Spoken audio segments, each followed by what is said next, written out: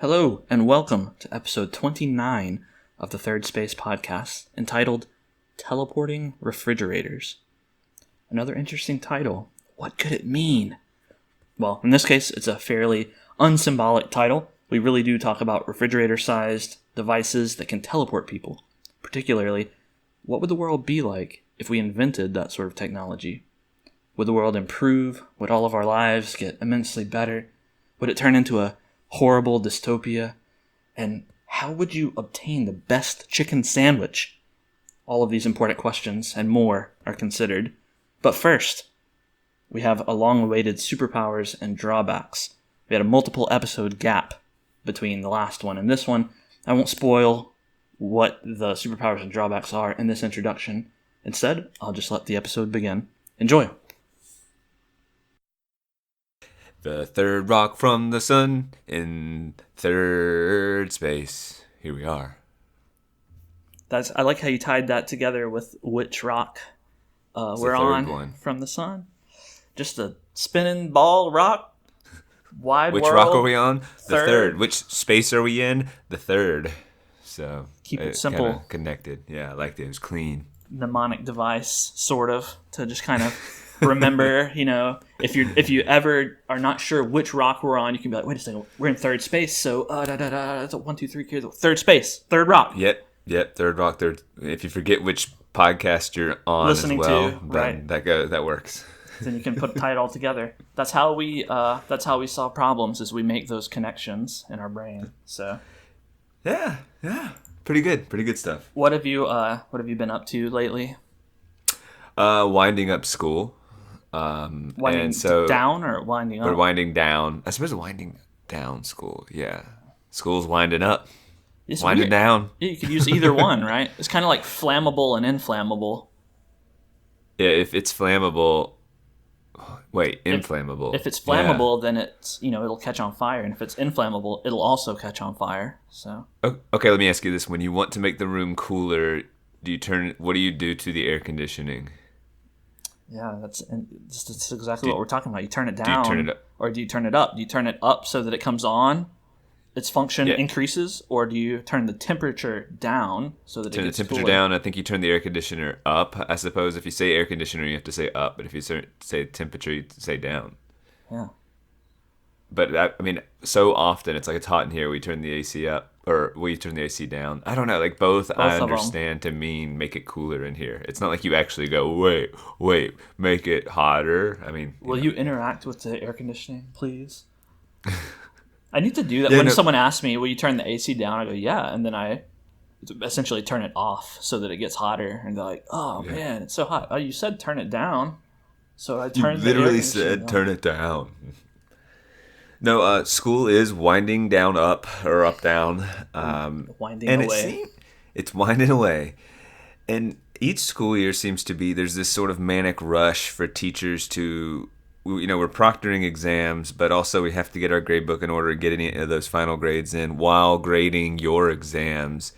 But then you'll hit this point where you finish the grades and all of that's taken care of.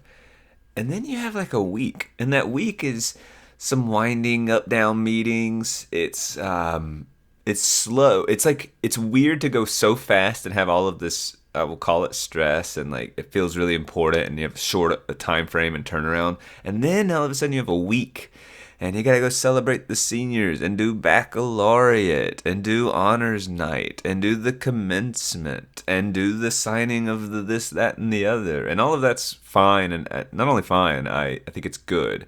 But it's an interesting time of year in which I have a lot of hours obligated to the school, but I don't have a lot of what I would say is important, pressing work where it feels purposeful, and it actually feels like maybe this might sound arrogant, but maybe some people's regular job feels this where my next week's gonna feel like you just like have where to I just exist. go and be there and do a few things, show up in meetings, and do little things like check some boxes to make sure I close the blinds at the end of the year and turn the AC off. Yeah, that kind of thing though. Like you get checklists that, and I actually I don't know if I've said this on here, but I've got a promotion, so I'll get an office. I will be an academic dean, so I'll get an office. Well, so I got to figure out like all the things, like go through my filing cabinet and throw anything out that needs to be thrown out. All the like little stuff that you don't look at for years and years and years in an office or in a classroom or a desk, and every drawer, and like empty it out. And that's gonna not be fun. So. Well, I'm glad you're taking my advice and you're, getting out of the classroom, or at least you're getting off of the front lines, so that when the robots come, you won't be dispensable immediately.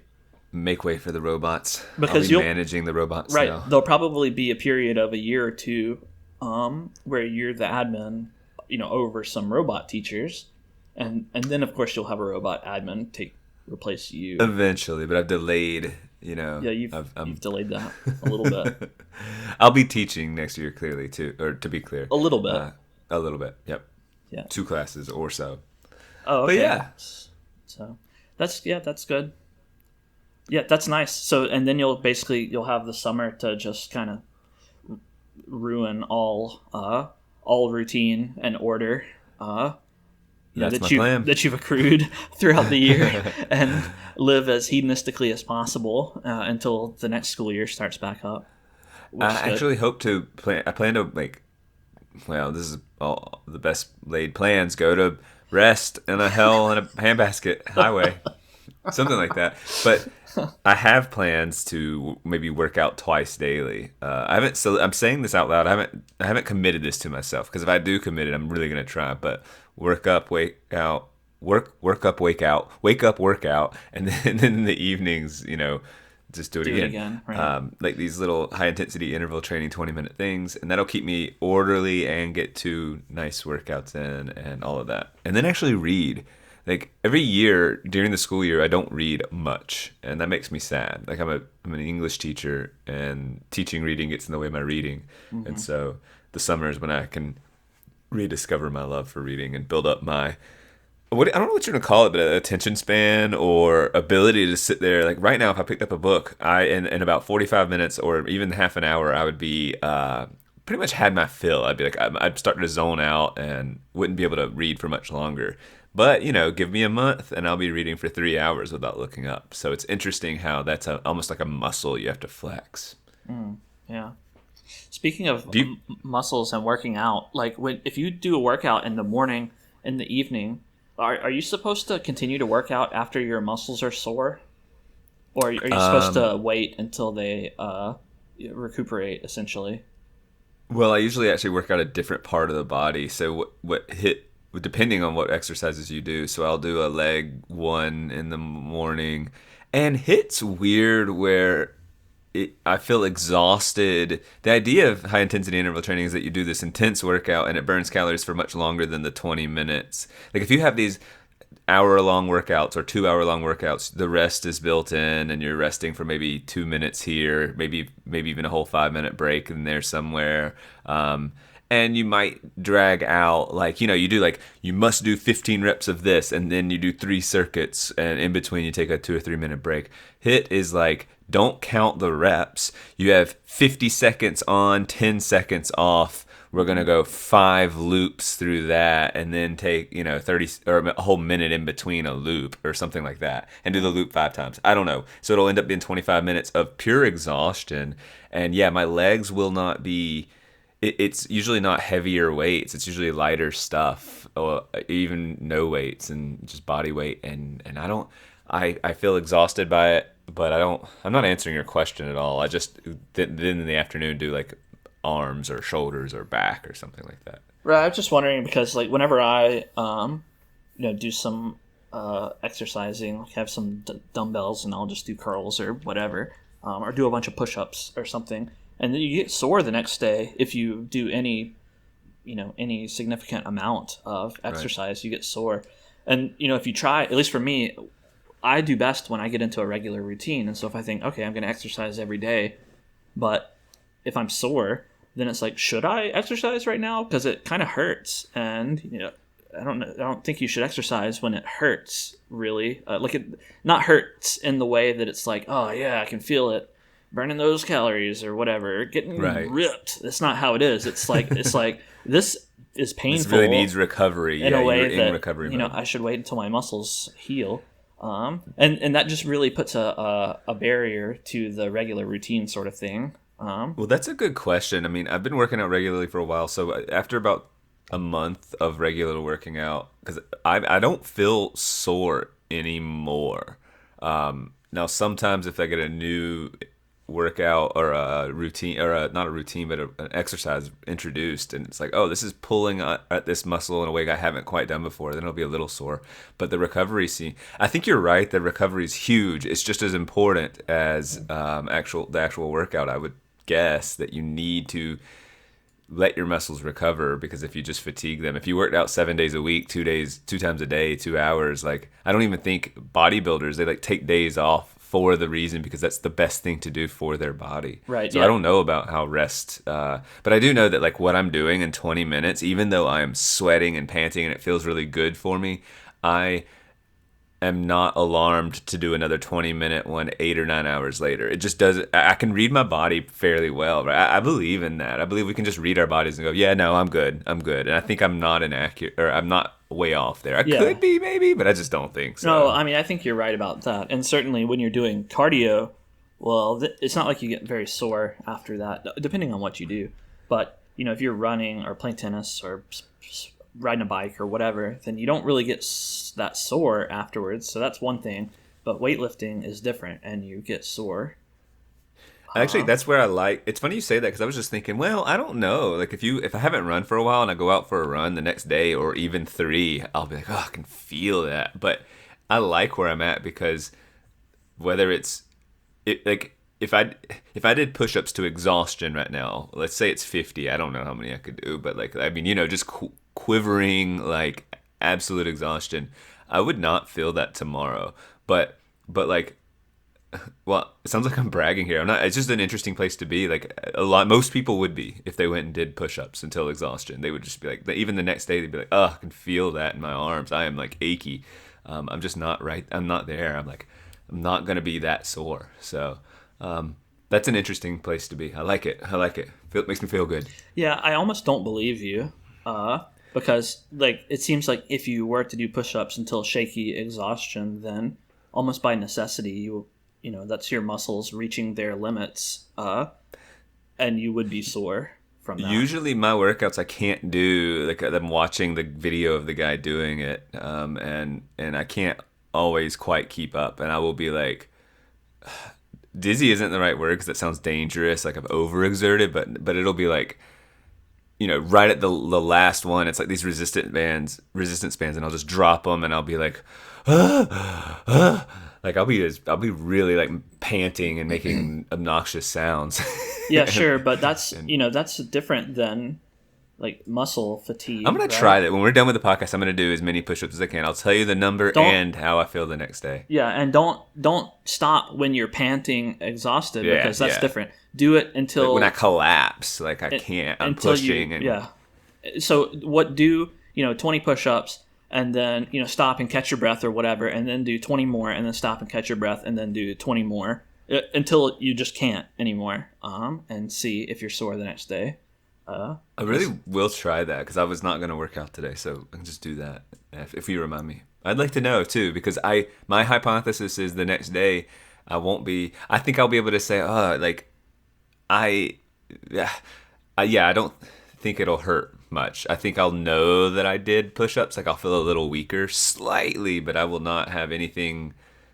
I don't know. We'll see. Yeah, I'm interested to hear that. I mean, I don't know for sure if you can acclimate yourself to the point where you can work your muscles to exhaustion and not feel it later, because it seems almost like that goes hand in hand.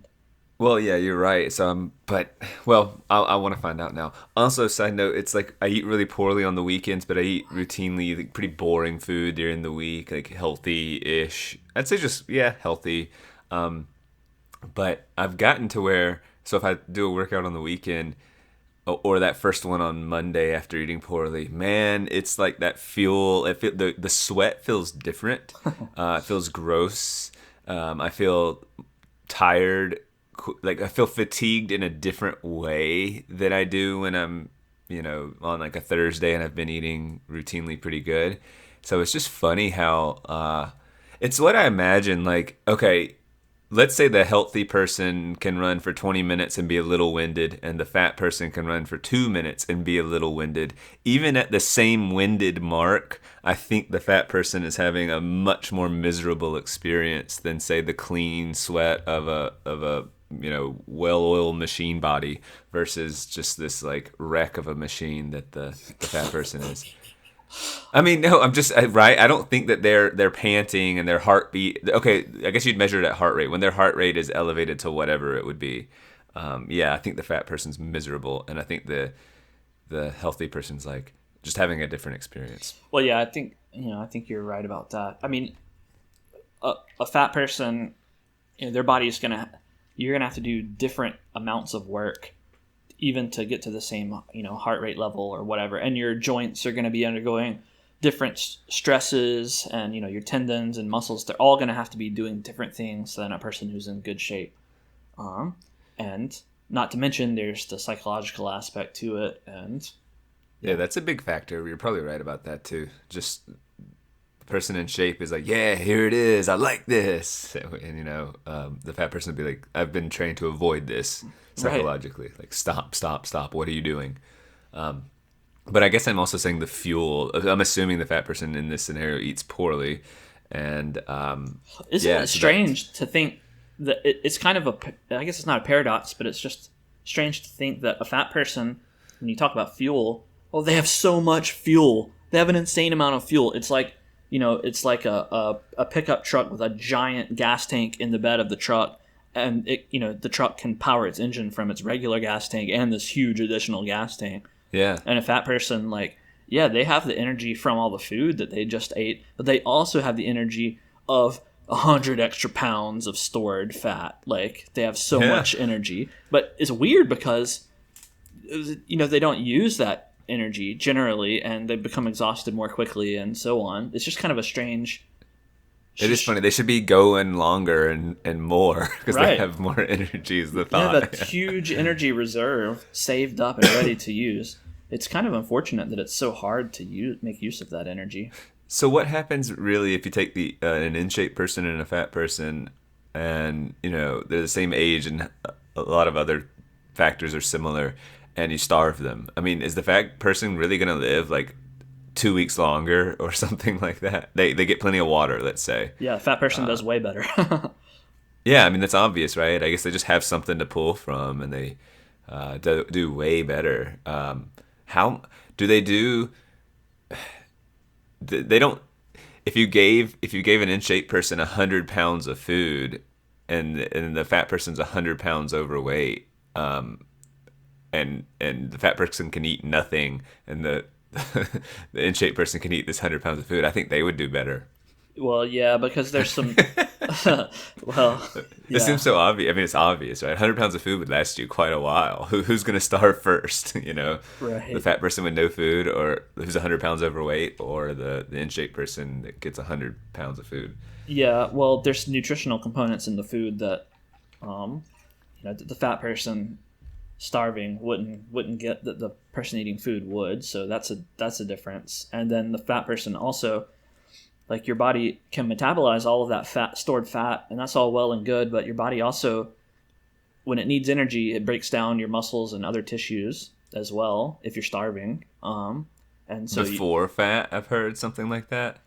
Well, I mean, your body tries to prioritize, in ways that aren't damaging, but if you're starving, then your body uses what it can get, and you need certain proteins to carry out your bodily functions. So your body's going to start breaking down muscle and other tissue to get the protein. You can't use fat stores for that. So yeah. So that's why starvation. That's why no matter how fat you are, you can still starve. Right. It's not like you get skinny and then you start on the normal path towards starvation. It's not that. Yeah, it's not. I like to think of it that way, but well, yeah. If you have even a tiny amount of food and nourishment, then if you're fat, you can last a while. But yeah. Well, that was random. I have how about this? How about we do superpowers and drawbacks? It's been a long time. It's been... It's a fan favorite. Yeah. I imagine. I think so. Maybe someone likes it. Hey, fan, is this your favorite? I'm a fan of it, so... I'm a fan of it, too. Then that's I'm a two fan of the fans. show, so, There we go. Yeah, 100%. 100% fan favorite. I request it, so it's fan requested. I like it. I'm in the mood for it. All right, it's been a long time since we did one, and so we're going to reintroduce Superpowers and Drawbacks in the spirit of Superpowers and Drawbacks with a power level of 1. Ooh, a 1. 1 out of 10. So you're going to give me 2 superpowers, 2 drawbacks. I choose 1 of each, and then would I actually go for it and keep it? That's right, yep. In order to get one of the superpowers, you must take one of the drawbacks, or you have to just walk away. So, without further ado, the first superpower that you can potentially get is called Smellopathic. Ooh. So this one is using smellopathy. You can make anyone think that they smell a certain smell. So you start with only the ability to make other people smell the smell of ravioli, but with intense training, you can learn other smells, and you can make them think they smell that whatever smell. So what do you mean intense training? So to learn a new smell for your smellopathy, you have to meditate daily in the presence of the smell, and you have to do this meditation for a period of 3 months in order to get one smell. To get one smell, in order to learn this new smell. That you don't have to do it all day, but if you have a 10-minute meditation routine, got it. You have to meditate on the smell consciously for 10 minutes or something, and you have to do it daily for 3 months, and then you'll never forget that smell, and you can make other people smell that smell for as long as you want. Do I have to be around them, or could I be like, bananas, Bennett, and like from all the way over here, and you'd smell it? Or I wouldn't have to be around you. I could just think of you and give it to you. Or do you need to be like with me? I would say you have to be. I didn't think about this, but let's put it in a. It can definitely work if you're in line of sight, and your power gets a little bit weaker and requires more training. The further distance-wise you get from your target. Okay, I'm in a stadium. I can make them all smell bananas if I've done the training for bananas, and they're all within eye shot or visible. It takes concentration, so it would probably be difficult to do the entire stadium. So more people experiencing it is more exhausting for me. Can I get this group of 20,000 people? It would take a smellopathy master to do that, but you could maybe get there if you practiced for years trying that. Then yes, but for an individual target, you could accomplish that with your basic. You can do it with ravioli right from the start. Ravioli? Such an interesting choice. Does it replace other smells, or is it in addition? No, it's in addition. You can build up a big library of smells. No, I meant. Let's say I smelled really bad, but I've I love a particular cologne, so I do my training for 3 months daily, and now when I'm around you, I want you to smell my cologne and not my. And I decide to stop wearing deodorant and anything. No. Are you smelling my body odor and the it's cologne? It's additive, not a replacement. So if you are taking a walk with, I don't control their smells. I just give them additional smells. Yeah, you can make them think that they smell a certain smell. So you could make the smellopathic smell so strong and overpowering that that's what they notice more than anything else. So this isn't a fart with impunity gift, really. I mean, no. Maybe you're right. If I was very targeted and good at it, I could just make you smell the cologne or whatever. Right. If you were on a date, say, and you farted accidentally, you just lost your focus for a minute and let one out, and you were like, "Oh no, I need to fix this." Then you could smellopathically influence your date to thinking, well, you would have no choice but for ravioli at first, and you would just go all out and really put that ravioli smell in her brain, and she would be thinking, "Oh, someone cooking ravioli? That smells really good, but it also has this weird smell to it. But mostly I smell ravioli," and you would be like, "Whew." Yeah, so the risk factor's still there. But it's almost like it's turned bad, though. Someone's cooking some strangely rotten ravioli. Really good, but then, maybe it isn't good. I don't know. I wouldn't eat that ravioli. But yeah, and with training, you could come up with a better a better smell that doesn't blow your cover quite so much. But okay, I think I understand. That's Smellopathic, smellopathic, yeah. So smellopathy is the technical term. So, all right, the other one is another sort of what woo-woo kind of power that you get, and so you got smellopathy, and this one is called pastoral projection. Okay, pastoral projection. Projection. Okay. So by closing your eyes and concentrating on a geographic location, you can see through the eyes of the nearest cow to the location you're imagining. And if there are no cows nearby, it's still the nearest cow? Yeah, it's still the nearest cow to whatever location you're imagining. And you can coax the cow to move its head or walk in a particular direction, sort of like remote cow mind control a little bit, but it's very difficult. It's kind of like trying to coax a pet to come to you. So it's not like you have direct control. You're having to... They might amble along a few feet, maybe. So it's very difficult to... You can't just like make the cow, jog down the sidewalk and be examining everything curiously. That's not going to work. It's going to be difficult. But you could, perhaps jump to, if there's a big flock of cows, then you could, jump to it between cow to cow and kind of see through their eyes from afar. So you could do some interesting, just for fun, be like, all right, the moon, and like obviously there's not a cow very close to the moon, but there is a cow closest to the moon. That's true. You could do that. And I would just know which cow is currently closest to the moon. Sort of. Well, you would be able to see through that cow's eyes. Well, right, and I guess I wouldn't know where I was even. No, I mean you could, try to coax the cow to the nearest road sign or something and see if you can figure out where the cow is. Might be tough, but yeah, there you go. Pastoral projection. I'm trying to think of any benefit. Okay, if I need to wait, I can actually just say, okay, the Chick-fil-A near I don't know why my man went to Chick-fil-A, maybe because the cow mascots, cows. but like where's the nearest Chick-fil-A? Let me think about it. And then the nearest cow. Wait, no, I can think of a specific Chick-fil-A. You think of a location, yeah, and yes. So, so you could use it for a security system. You could get some cows and have them all around your property or whatever. Right. Okay, I could live on a farm or something like that, or just get some cows. And then when you're away from home on vacation or at work or whatever, you can be like, oh, let me check up on what's going on at home and concentrate on your cows, and then you could kind of look around and see what things are going on. That's actually pretty useful. I went from thinking there's almost no utility to putting cows around things that matter to me that I can check in on. Well, you could useful. I mean, you would also probably be very valuable to the military and other organizations because you could say, okay, let me pick the nearest cow to this North Korean town or city or whatever, this sensitive location, and you could have your cows scope out troop movements. It's basically the most unassuming spy imaginable, right?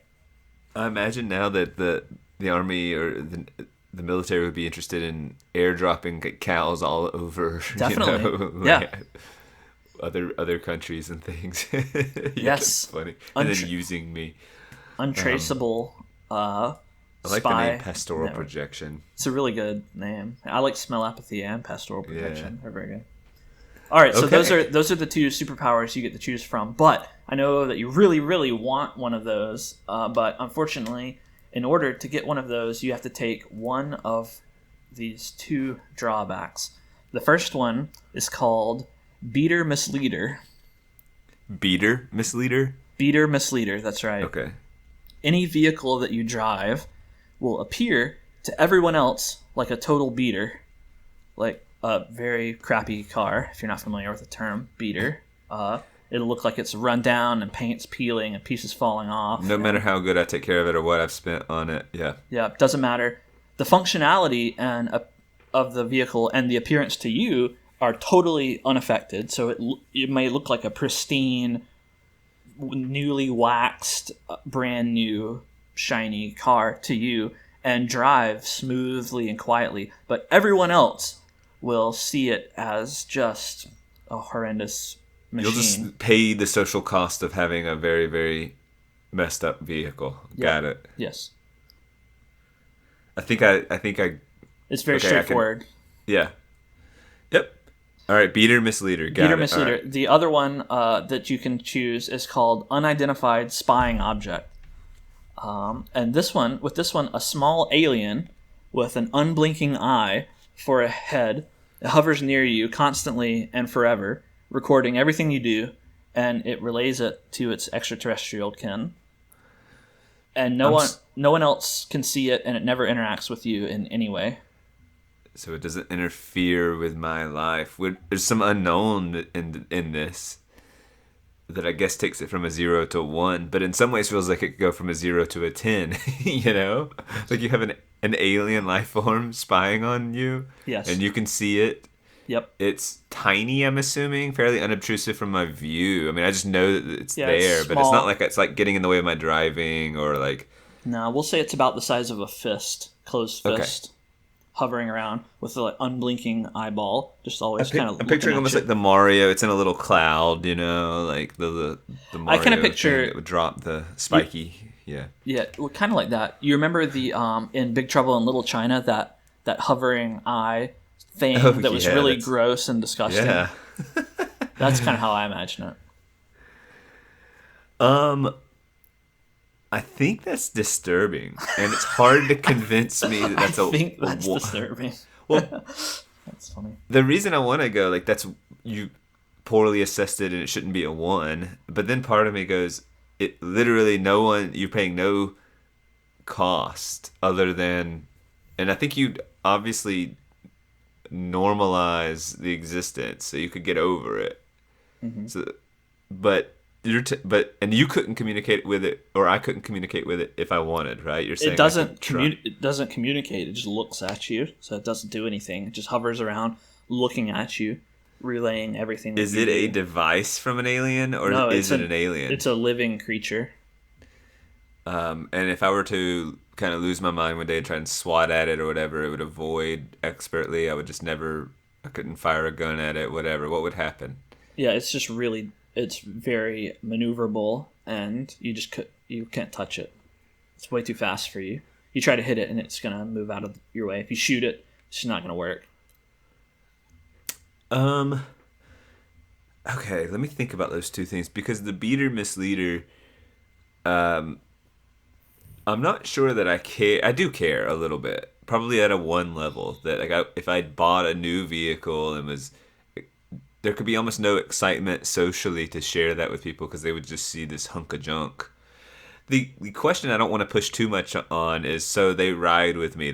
You ride as a passenger with me. Are you having what experience are you having? I mean, are you having a smooth experience? Is it rocky? I mean, the leather's not going to be cracked. It's going to be smooth, but you'll perceive it as cracked. I know there's a little bit of like, it's impossible to answer that question, but I'm assuming that you would have a safe, reasonable experience. It wouldn't be rocky in there. It would just be like, as you're walking up, you're a little like, oh, I got to get in this hunk of junk kind of thing. And then when you get in, it's like, fine, I suppose. I don't know. It's not like it's unveiled that it's a nice car then, but I don't know. Yeah, that's a good question.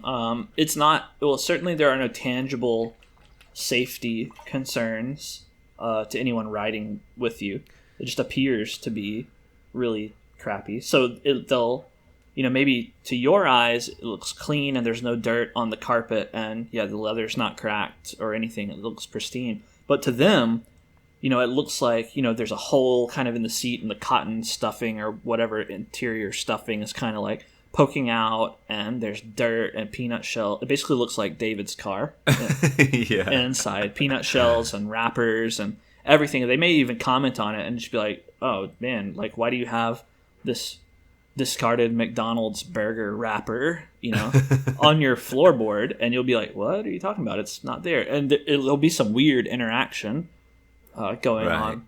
Maybe in terms of rockiness or bumpiness, Yeah, why not? Maybe when you're driving, it feels perfectly smooth to you, but even though you can look at your passenger and see that they're just sitting there normally, maybe they're like, kind of gripping onto the onto the armrest a little bit, and they look a little unsettled, like they're not sure at any moment whether the wheel is going to come off. Okay, so in my opinion, this is the riskier of the two, because I don't know what social cost I could potentially pay with, say, a boss or someone of influence. And it sounds silly, and it's fairly low risk, but that's outside of my control. The USO or whatever, the unidentified spying object, that the risk is that maybe I'd have a mental breakdown or be more upset or unsettled by it than I think I would. But honestly, that the aliens that he's communicating to do something. They influence your life or invade or create a clone of you or whatever. You don't know what they're going to do with that information. But you're telling me though that they will not interfere with my life. This one won't. This alien won't. This alien won't. Well, then that obviously. But you don't know. You don't know though. Maybe nothing happens. You don't know anything. You just know that you're being recorded and watched by this little hovering alien. Well, then eyeball. that's just too much. The unknown's so wild. They could literally be studying me to take over the human race, and I can't risk that. I mean, obviously, if you're spying on someone, it's to obtain information, and that information is going to be useful, or at least, that's the idea. That's why you spy, is to get useful I don't know. information. You're on camera all the time. When you're at school teaching, presumably there are security cameras. When you go, buy something at a restaurant, you're on camera. There are cameras watching you all the time, and you don't know what they're doing with that footage. You're right. They could be just taking stats on how many times I pee a day, something like that. The alien, like what the humans do. Like, it could be a totally benevolent, study project. This could be the cow. This little hovering alien could be the cow. Maybe an alien played Superpowers and Drawbacks and got, this projection ability, and they can watch people, watch you or something. I don't know, but yeah, it could be benevolent. It could be totally malicious. You don't know that. All you know is you're being watched, and this alien won't bother you. He's just a floating eyeball, essentially. Yeah, but when you put it in they could be using it, we just don't know. I was sort of assuming you were telling me this will not affect you, and I was sort of extending that to the human race. Like this is not a war plan, but you're saying, it could be, you just don't know. Yeah, that whether it is or not is not a component in this. Okay, well then, at least you're not defining it, and I have to take that into account. That's right. And then that case, but that's why I meant that, like, calling that a 1 seems like not. I don't know what number I would put on it. It just seems like that risk, that probably very, very small risk, if it were the case, is so huge, then I have to dismiss it. And I don't really want to dismiss it, but I have to say I can't take it. Meaning, if I were to take one, I would be stuck with beater misleader, and then. Well, at first I was going smellopathic capabilities seems more to have more utility than the pastoral projection, but now that I'm convinced about having some cows around on a farmland, but I guess I'd have to care for the cows. Which honestly, should I just buy some cameras? Is that really? You could strategically live next to a farmer. That is true, and well, it was a neat idea, but now I'm just thinking buying some cameras nowadays is much easier than relying on cows and coaxing them to look over at the house. Come on, man, go over to the house. But you can't buy cameras for example, the houses of all of your family, friends, acquaintances, people you're curious about, people in other countries, whatever. Like you could use cows to scope out all of those places potentially. In scoping them out, though, it seems like that's so close to being meaningful, but I'm not sure how much meaning. Can you hear, by the way, or is it just visual? It's just visual.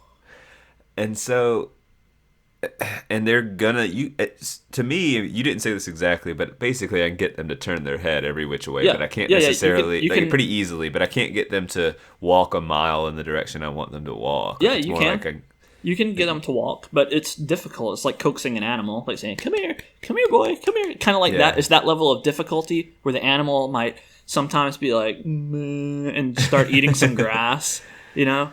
But you can kind of, with skill and with luck, get the cow to walk where you want and look where you want. It's easier to get it to look in a certain place than it is to get it to walk, obviously. But you can do that. I'm gonna say this right now. I wouldn't.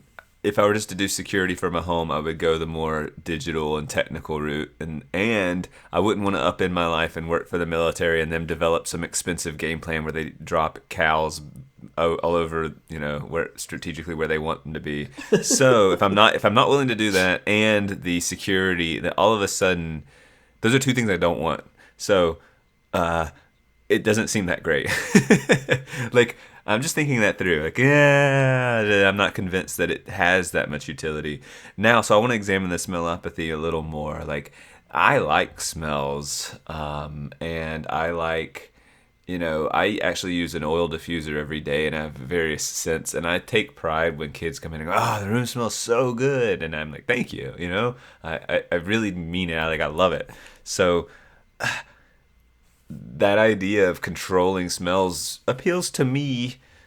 Again, how much? The ravioli beginning is pretty funny, and I have no interest in the smell of ravioli, so it's like starting with an empty tank, other than a demo that it can in fact be done.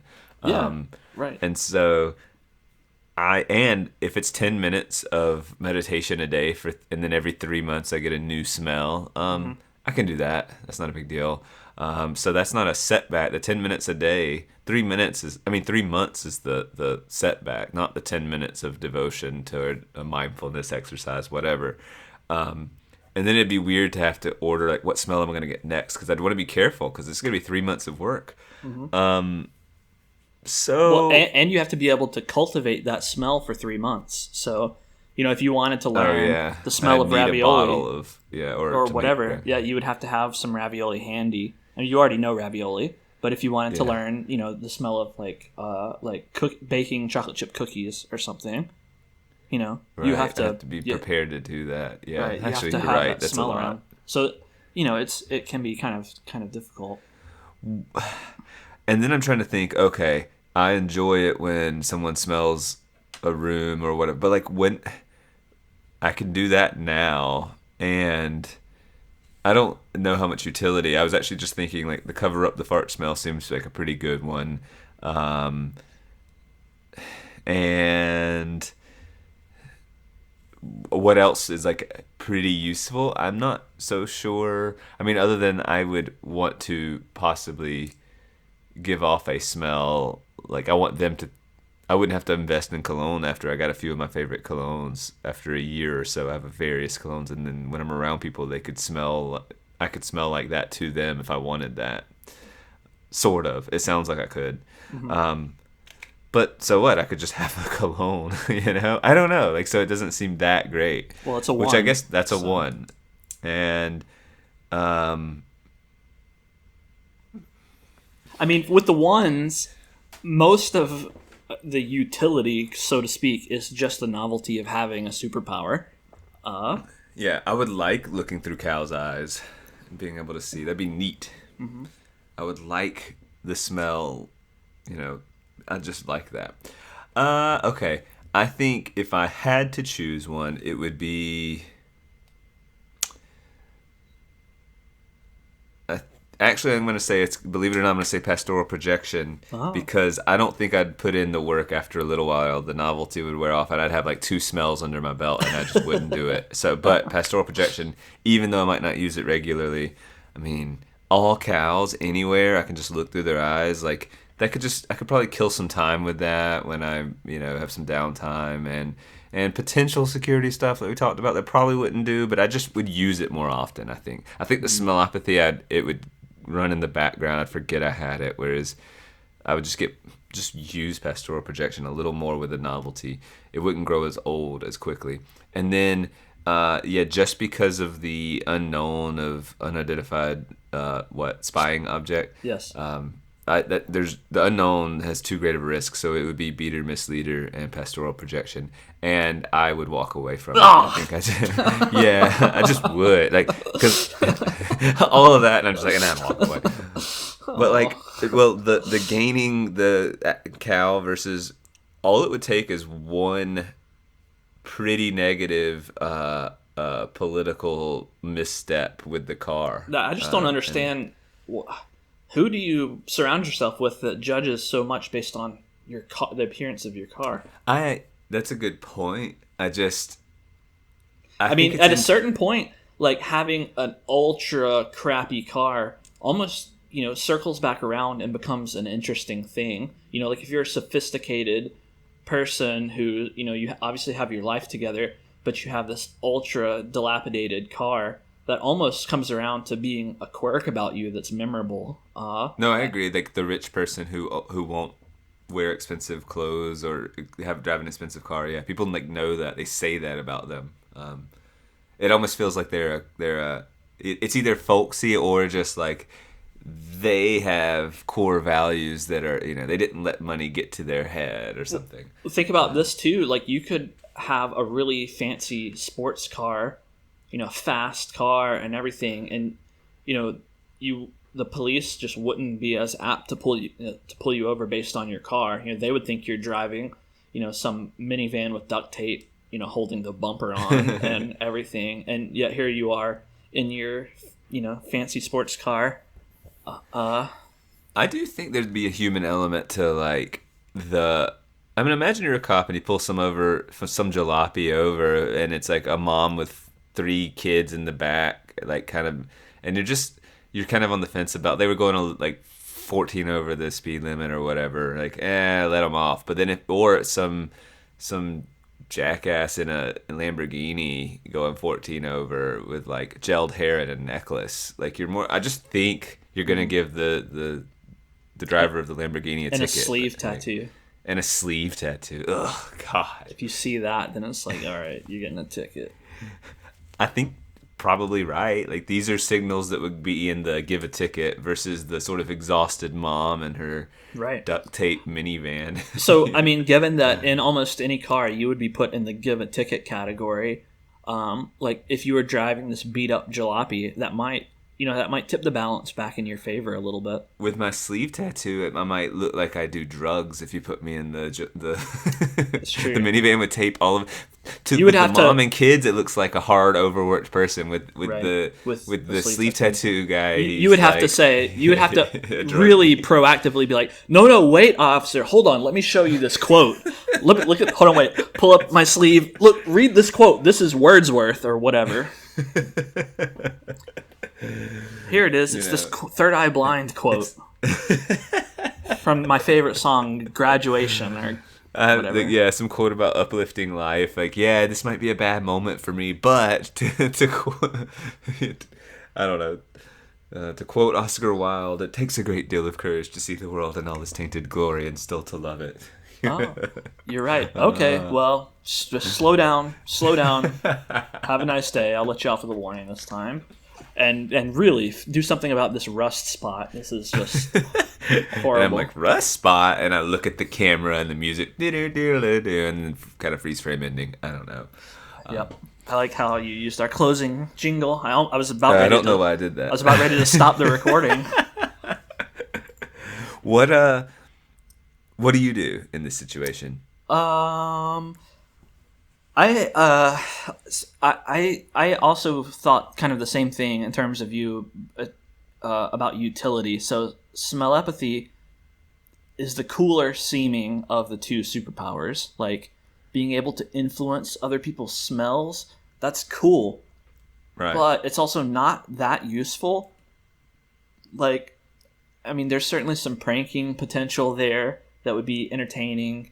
And some mild... A 3-month like intensive thing to pull a prank. If you did It's worth farts it. or That would be something, worth you it. just would you quit? Oh, that's a good question. So I would be quickly getting my favorite colognes and stuff like that. Would you be going for like fart like immediately? That would be one of the first ones that I go. It's just some horrendous smell, and it's Yeah, gonna be. yeah, and you have to meditate on it for 3 months for 10 minutes. Well, I mean, just think about it. Like, you know, if you have a superpower, sometimes you want to use that superpower for good, and sometimes, you know, you have to take down the bad guys, right? Like Yeah. Superman, he uses his laser eyes. Sometimes he cuts open a wall to free the prisoner, and sometimes he burns the bad guy to death. Like, maybe he does that, right? I'm sure he does that. I'm sure he does. So, you know, sometimes you have to, you know, make someone smell a pleasant cologne, and sometimes you have to torture them with fart. You know? Yeah. It'd just be funny to see, like, if we were to see, like, oh, Bennett, I haven't seen you in 3 years. Here are my array of scents. And it's like cinnamon bun and, like, you know, teakwood. And you're just like, fart and liquid ass. 5 different varieties of fart. Yeah. Here Diarrhea. we have corpse, rotting corpse, Puke. garbage, vomit. Yeah. Right. Now, I probably wouldn't spend too much time making a large variety of terrible smells. I probably just have one go-to. The most potent bad smell. Yeah, and it would be a very Debilitatingly very bad. trying 3-month meditation experience to Yeah, it would be. learn it. But I would learn it, and I would have it forever, and don't get on my bad side. It kind of makes you think about smells, by the way. If you were to meditate on it for 3 months, your relationship with that smell would be a little different 3 months later than it would initially. Whatever the smell would be, and Yep. you would know it. You would know. And I'm imagining because of smellopathy and its properties, I'm assuming like it's almost like Smellopathy. Smellopathy. Yeah. Smellopathy. Smellopathy is something else. That's a different thing. That's a different study. So smellopathy, you would, since you're sort of throwing the smells, right? You're able to transport them in some way, or like conjure them up. I don't know, but my point is, it's like you would be intimate with all of the layers of smells, because I'm assuming smells are complex and a mixture, and like you having 3 months with it and this intimacy with the smell, you would know all the layers. So something like puke or whatever debilitatingly gross smell, it'd be weird to just know all the layers there. Well, you have to become a master of the smell, and so you probably know it in and out, and you could tolerate it, you know, after that period of meditation. Yeah. Like that's how it works, is you just become such a master of the smell. You are the smell in a way. You're one with the smell. Okay, so that's your take on That's my that take one. on smellopathy. For pastoral projection, I kind of lean towards this one, because smellopathy, well, yeah, there's some prank utility and some mild psychological influence stuff, but it's pretty mild. Pastoral projection, the security thing is kind of silly, but really it's the only one that, it just provides a greater potential for exploration. Like you said at the end, you could probably just kill some time looking through some cows' eyes and just seeing what there is to see, you know? And there are cows in a lot of beautiful locations. And you could just kind of explore. It would be like opening up, you know, Google Earth and going on the street view at random locations, except it would be, you know, more real and current and up to date.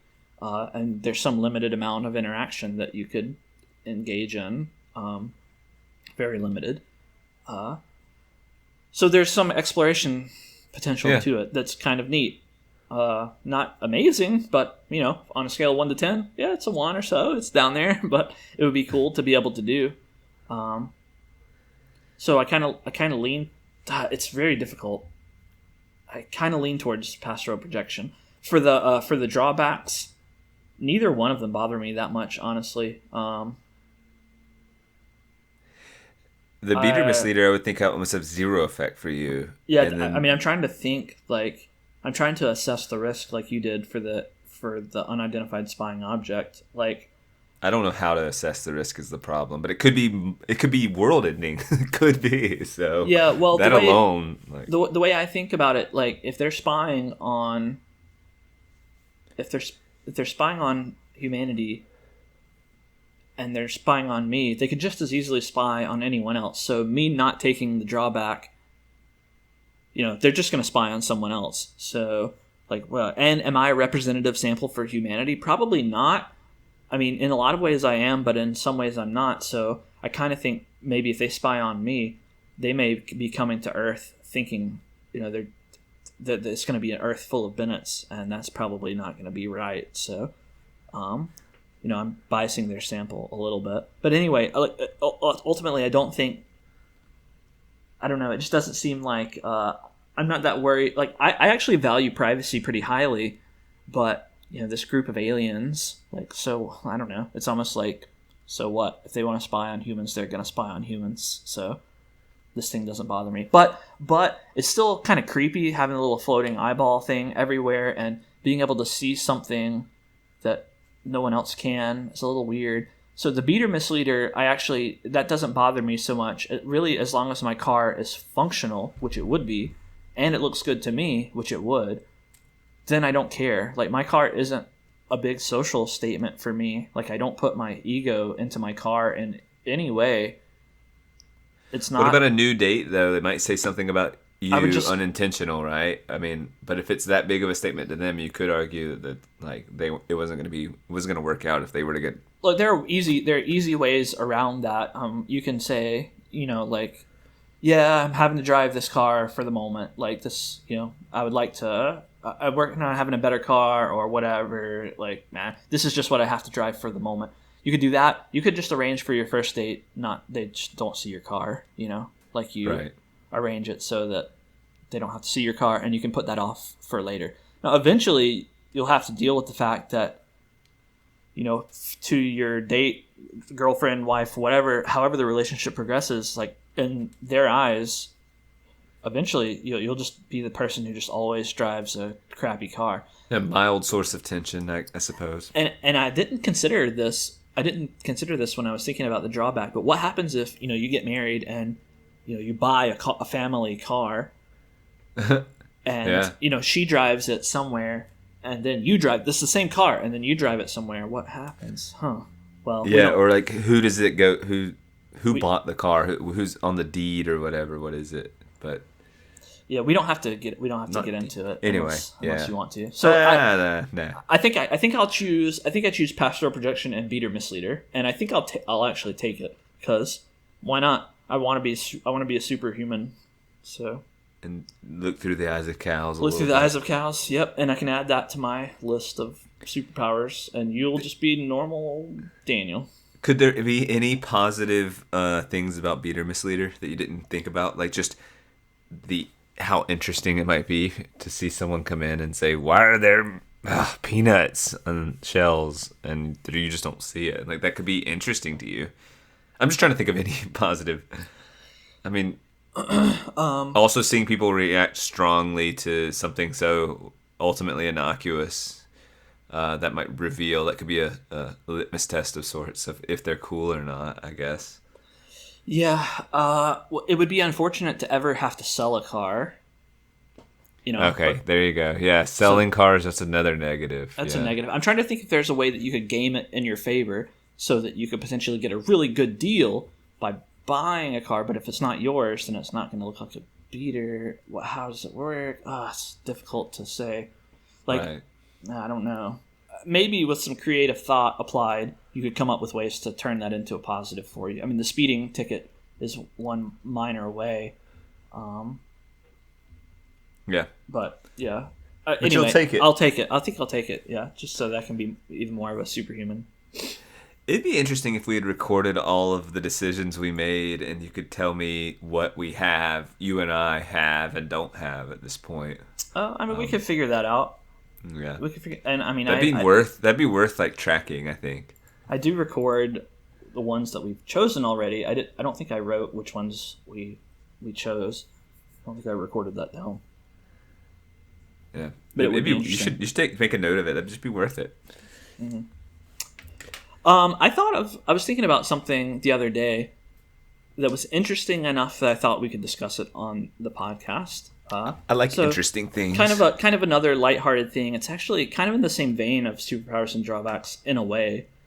Just sort of imagining a world with this sort of changed thing. So let me tell you what it is. So imagine that someone invents teleportation capability, and it becomes a household item. So the teleportation device that is invented is about the size of a refrigerator, and it's the cost of like a brand new mid-level sedan or something. So like $25,000 or something in that, and it's a consumer good. What would that do to the world? Like, just imagine all of the effects of this teleportation device and think about what the world would be like. Would it be a better world or a worse world? Or would you use it? What would it be like? I just want to contemplate the world in which this teleportation device exists. Yeah, I want to start with some of the good things where my brain immediately goes. So let's first imagine that it is invented and introduced, and we can kind of think about it in the same way that Tesla cars were introduced, right? Because they were a new hot thing for a while, and they were very rare, and now they're becoming more common, and now it's common to see one on the road when you go out. Right. And so think about it like that way, at the very beginning, the leading edge of it, and then becoming more and more popular. Right, and then, like there has to be a limited number of them, right. and then there's more, and then it's everywhere. Right, yeah. And then let's think forward, after 5 or 10 years when these things are all over the place, and then what would the world look like? So lots of areas to think about. But what do you think, first off? Well, I suspect you take something like Tesla that is like... they basically said, all right, here's the electric car, but it can also be sexy instead of this goofy hybrid stuff that everyone was making and wasn't sexy or sporty or fast or whatever. And so to me, it makes sense that it's slowly gained popularity and will be more and more ubiquitous.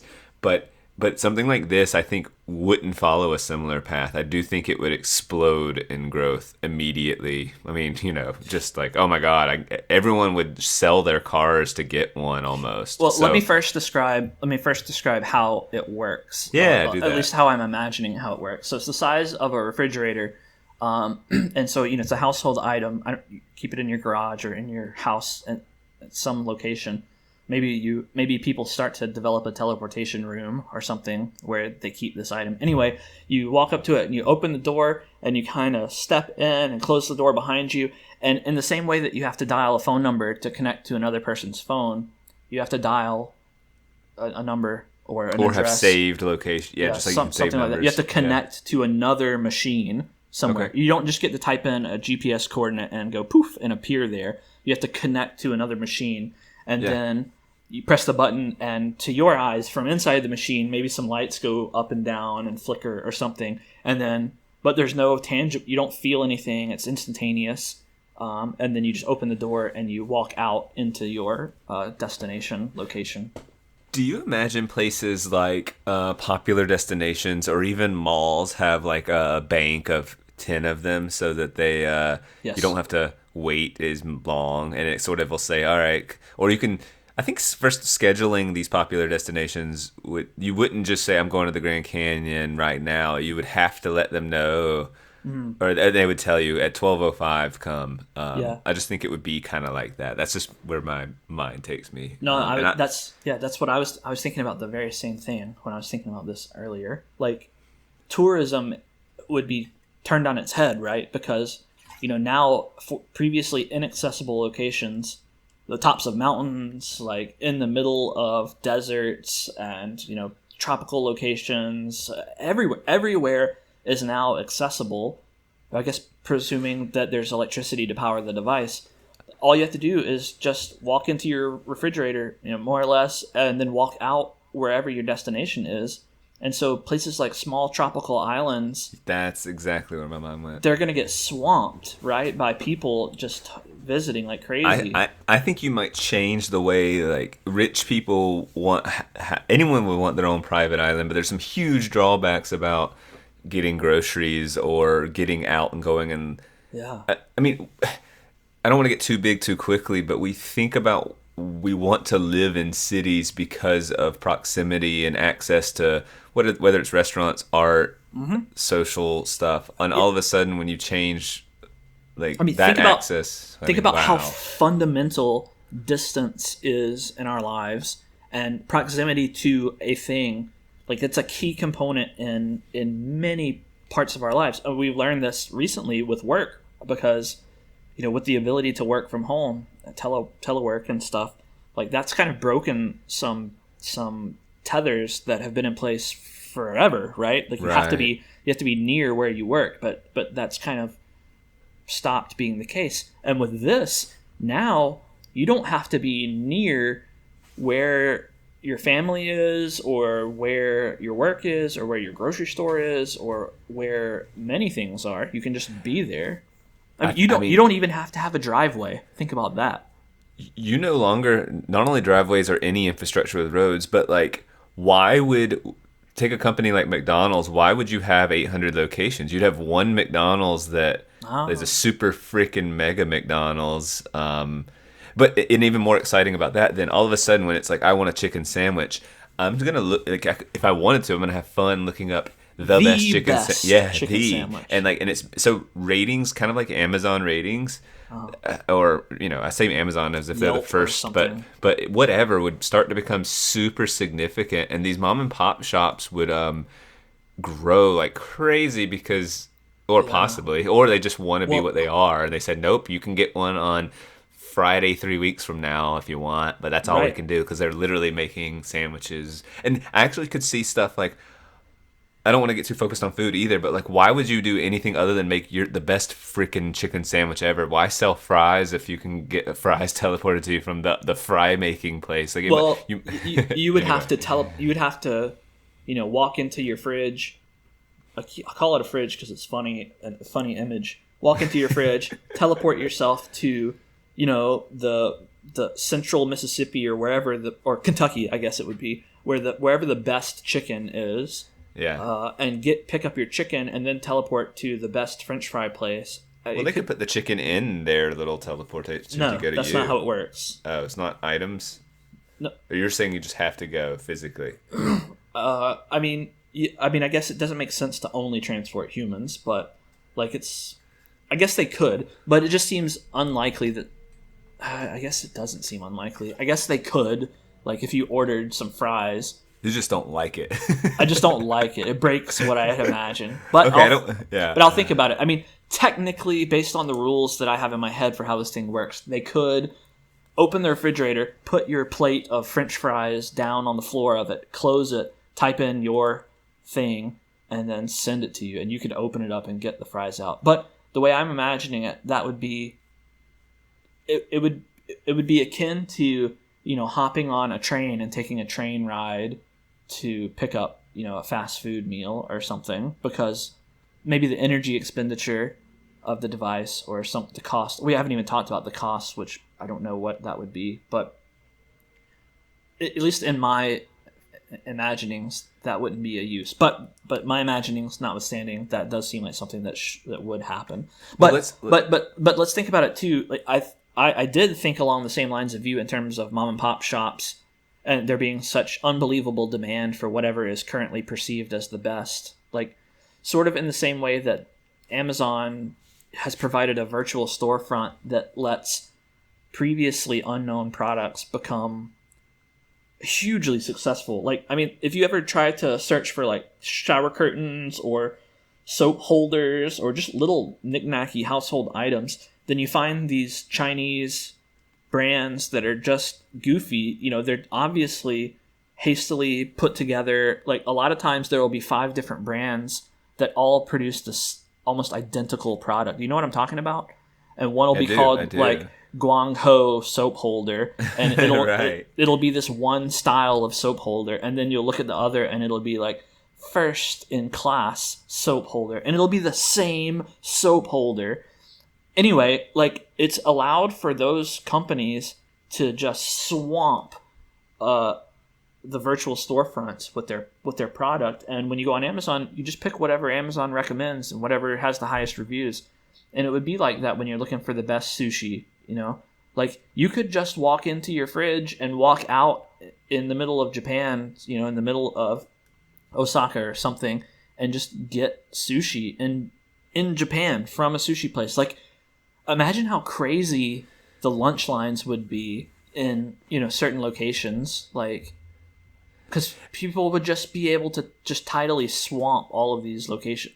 Think about this too. So I'm going on so many different tangents. Even just on food, but yeah. Even just on food, but lunchtime almost ceases to be a thing, right? Because lunchtime is wherever locally people eat their lunch at 12 o'clock. Everyone gets their lunch break and they eat lunch. But now it's always lunchtime somewhere. And like, if you're in the best sushi place in the world, if you work there making sushi, now if anyone in the world ever gets a hankering for sushi at lunch, they're walking out of your refrigerator and asking you for some sushi. And so that gets crazy quickly, right? Yeah, I mean, so to what degree is food, the best tasting food, also part of, like, I guess they call it like a culinary experience? And so, was it Osaka that had okonomiyaki? Those pancakes, those Japanese pancakes, as they call them? That was in Hiroshima, wasn't it? Hiroshima, that's right. You're right. It was in Hiroshima. Okonomiyaki, right? Is that the right word? That's right. Yeah. So, and it was freaking delicious, and I can't get it here. I mean, I've seen it on a few menus, and then we drive there, and it's actually not on the menu. Just weird stuff. It's like this product you can't get in America, and I loved it, and I think about it, and I probably put it in such some mythical proportions in my mind of how delicious it was. It was so good. And the idea, I mean, that would be one of the quick items. I mean, my mind went there just now, just imagining I can get anything. Oh, give me that okonomiyaki from that place in Hiroshima. Like, or there was that was like a 3-story place with all of them selling it. It was so strange. It was called, if I remember, it was called Okonomimura. I think that was the name of it. And it was like a 3-story building with dozens of okonomiyaki restaurants inside. Really how weird. Cool is that? And very strange, and it shows how popular that dish is and how all the different takes on it and all of this. And anyway, like, if I were to go there again, it would almost be heavenly. Like, I can see 10 years in the future I decide to go back to Japan on vacation, and I go there and I sit down and it's like, wow, 10 years between me and my last okonomiyaki, getting all the way, there's the plane ride, there's the, like, it would be one of the things I'd be excited about going back to Japan. And so my real point is that what is, the journey versus the destination. And so if all of a sudden you have 100% access, like, part of the joys of being on that deserted island or that, like, is traveling to get there and being like, I'm in a place that's difficult to get to. I paid that cost. And so my reward feels that much more rewarding. Whereas if I just didn't have to, quote unquote, earn it as much, I just wonder, like, because, like, to me, if you told me, like if Adam told me, oh, I got the best chicken sandwich in all of Atlanta, and, like, Atlanta's not that accessible to me now because I'm, in Florida, and so I waited a month, I flew out there, he took me to the restaurant, like, I waited in line, you know what I mean? Like, all this delayed gratification. That's really what I'm saying, is delayed gratification versus almost none. And I could have just had it the second that, I heard about it. Like, and so when I tasted it, it's freaking delicious. And I believe if I had tasted it that day when he said, oh yeah, this is the best chicken sandwich, I would have said, oh, that is great. But I just wonder how much would there be an absence of joy not having to wait for that month or whatever it was? Yeah, I think you're onto something. I think we can apply this question to a lot of the current technology. The Grand Canyon, all of it, all these little vacation spots where I go, oh, there's the Grand Canyon. Imagine how people will just go, oh, I thought it'd be bigger, or just, whatever, because they just walked out and did it. They just, whatever. The Hoover Dam, that's stupid. Like, I could just see a bunch of dumb reviews starting to crop up from, like, teenagers going, it's not that great. That you 7 wonders in the world, whatever. You have your teleporter, your refrigerator at the top of Mount Everest or whatever, and people step out for a few seconds and they're like, oh, it's really cold and hard to breathe, and this isn't. Or they say it's not that cold. It's supposed to be, like, the coldest spot. Like, I went shirtless. Like, okay. Yeah, people could do that. Yeah. Well, no, they would. They'd act tough because for 2 minutes they stepped outside with their shirt off. Like, okay, big deal. Well, all right. So, yeah, they didn't climb the mountain. Like, why do people climb mountains? It's so they get to the top is certainly a reward. Well, yes, but what if for the accomplishment, sure.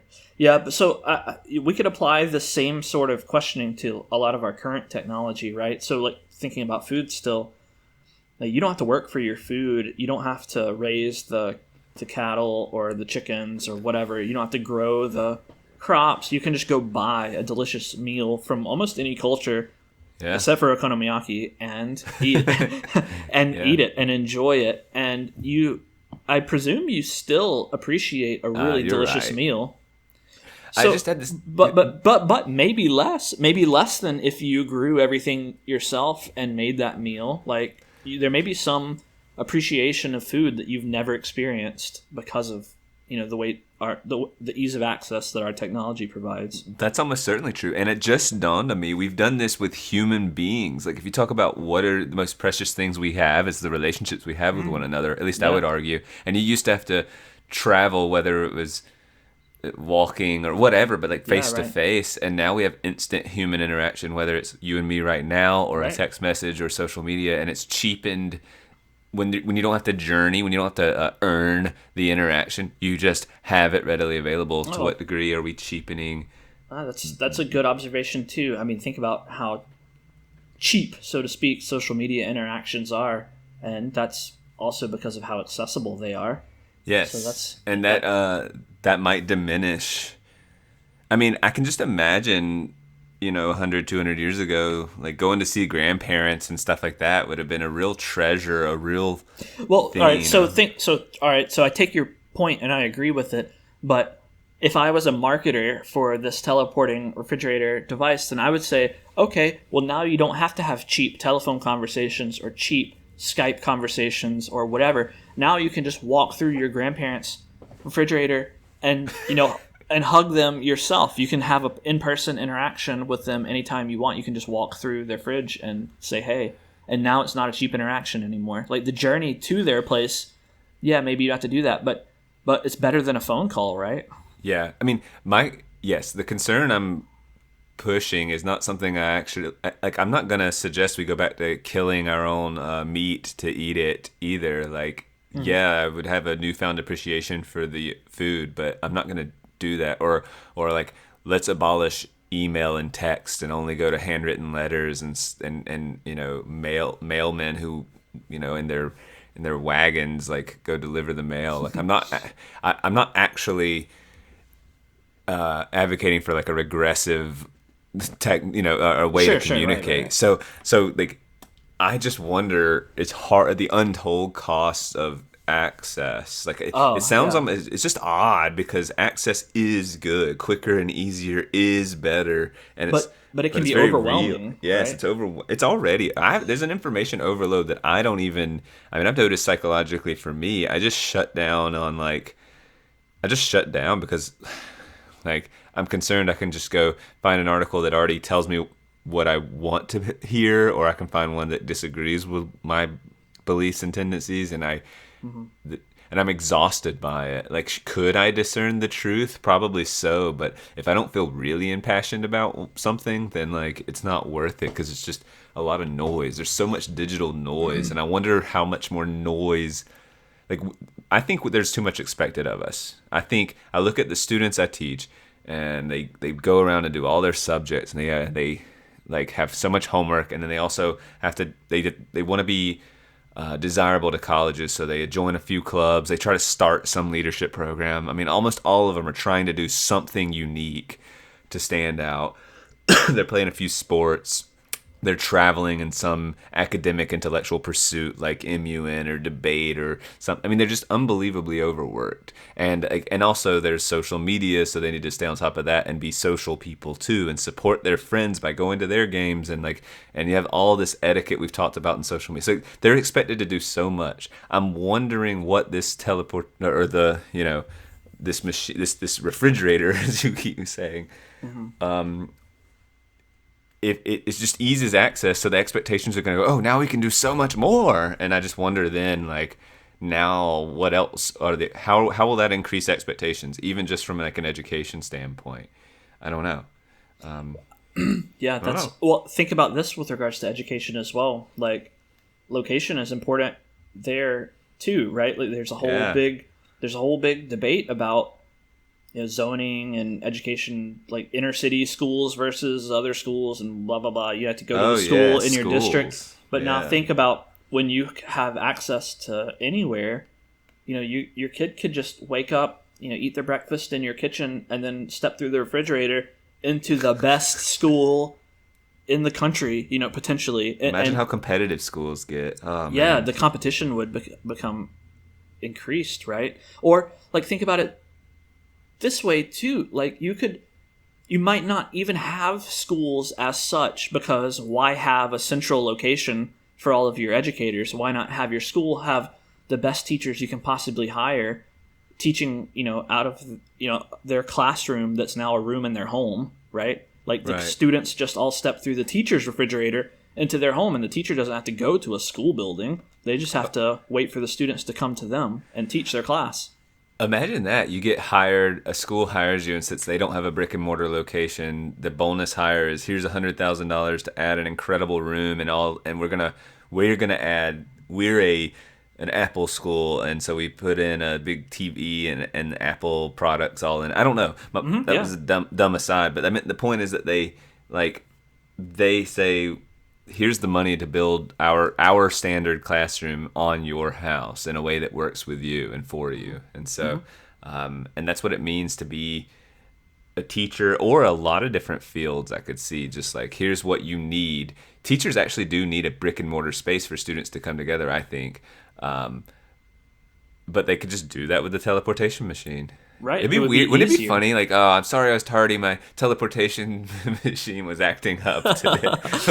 I was thinking about that too. Like, how could the machine go wrong? How could it be misused? I was thinking about, robbery, like complex, like hacking into the bank's teleportation machine and getting into the vault. Right. Like that. Well, think about fleeing from the police. Right? Oh my gosh! Where did he go? Track it. Look up the history on this machine. Like you can literally go. And you have hackers anywhere. That they wipe so you can't see. Because I'm imagining it's standard for these things to have a history so you could see who went where. But like hackers would make these clean machines or something where were like they just had no history and that sort of thing. Or they could hack in and send someone, maybe they meant to go to the grocery store, but instead it was hacked, and now they get sent to, central Afghanistan or something. Oh my gosh! And then you have to pay some ransom. Ransomware takes. It's on ransomware. A whole new, Now, we stranded you in this remote teleportation refrigerator in the middle of the Amazon rainforest. Now, if you want to get home, they pay us $5,000. Yeah, I mean, and then you just would. Gosh. That's really funny. Yeah, I mean, there's a lot where this could go wrong, and I'm just thinking about the very world. Like we think in terms of bridges and roads and even just subway stations and things that connect us that are no longer need to be. So, and again, location.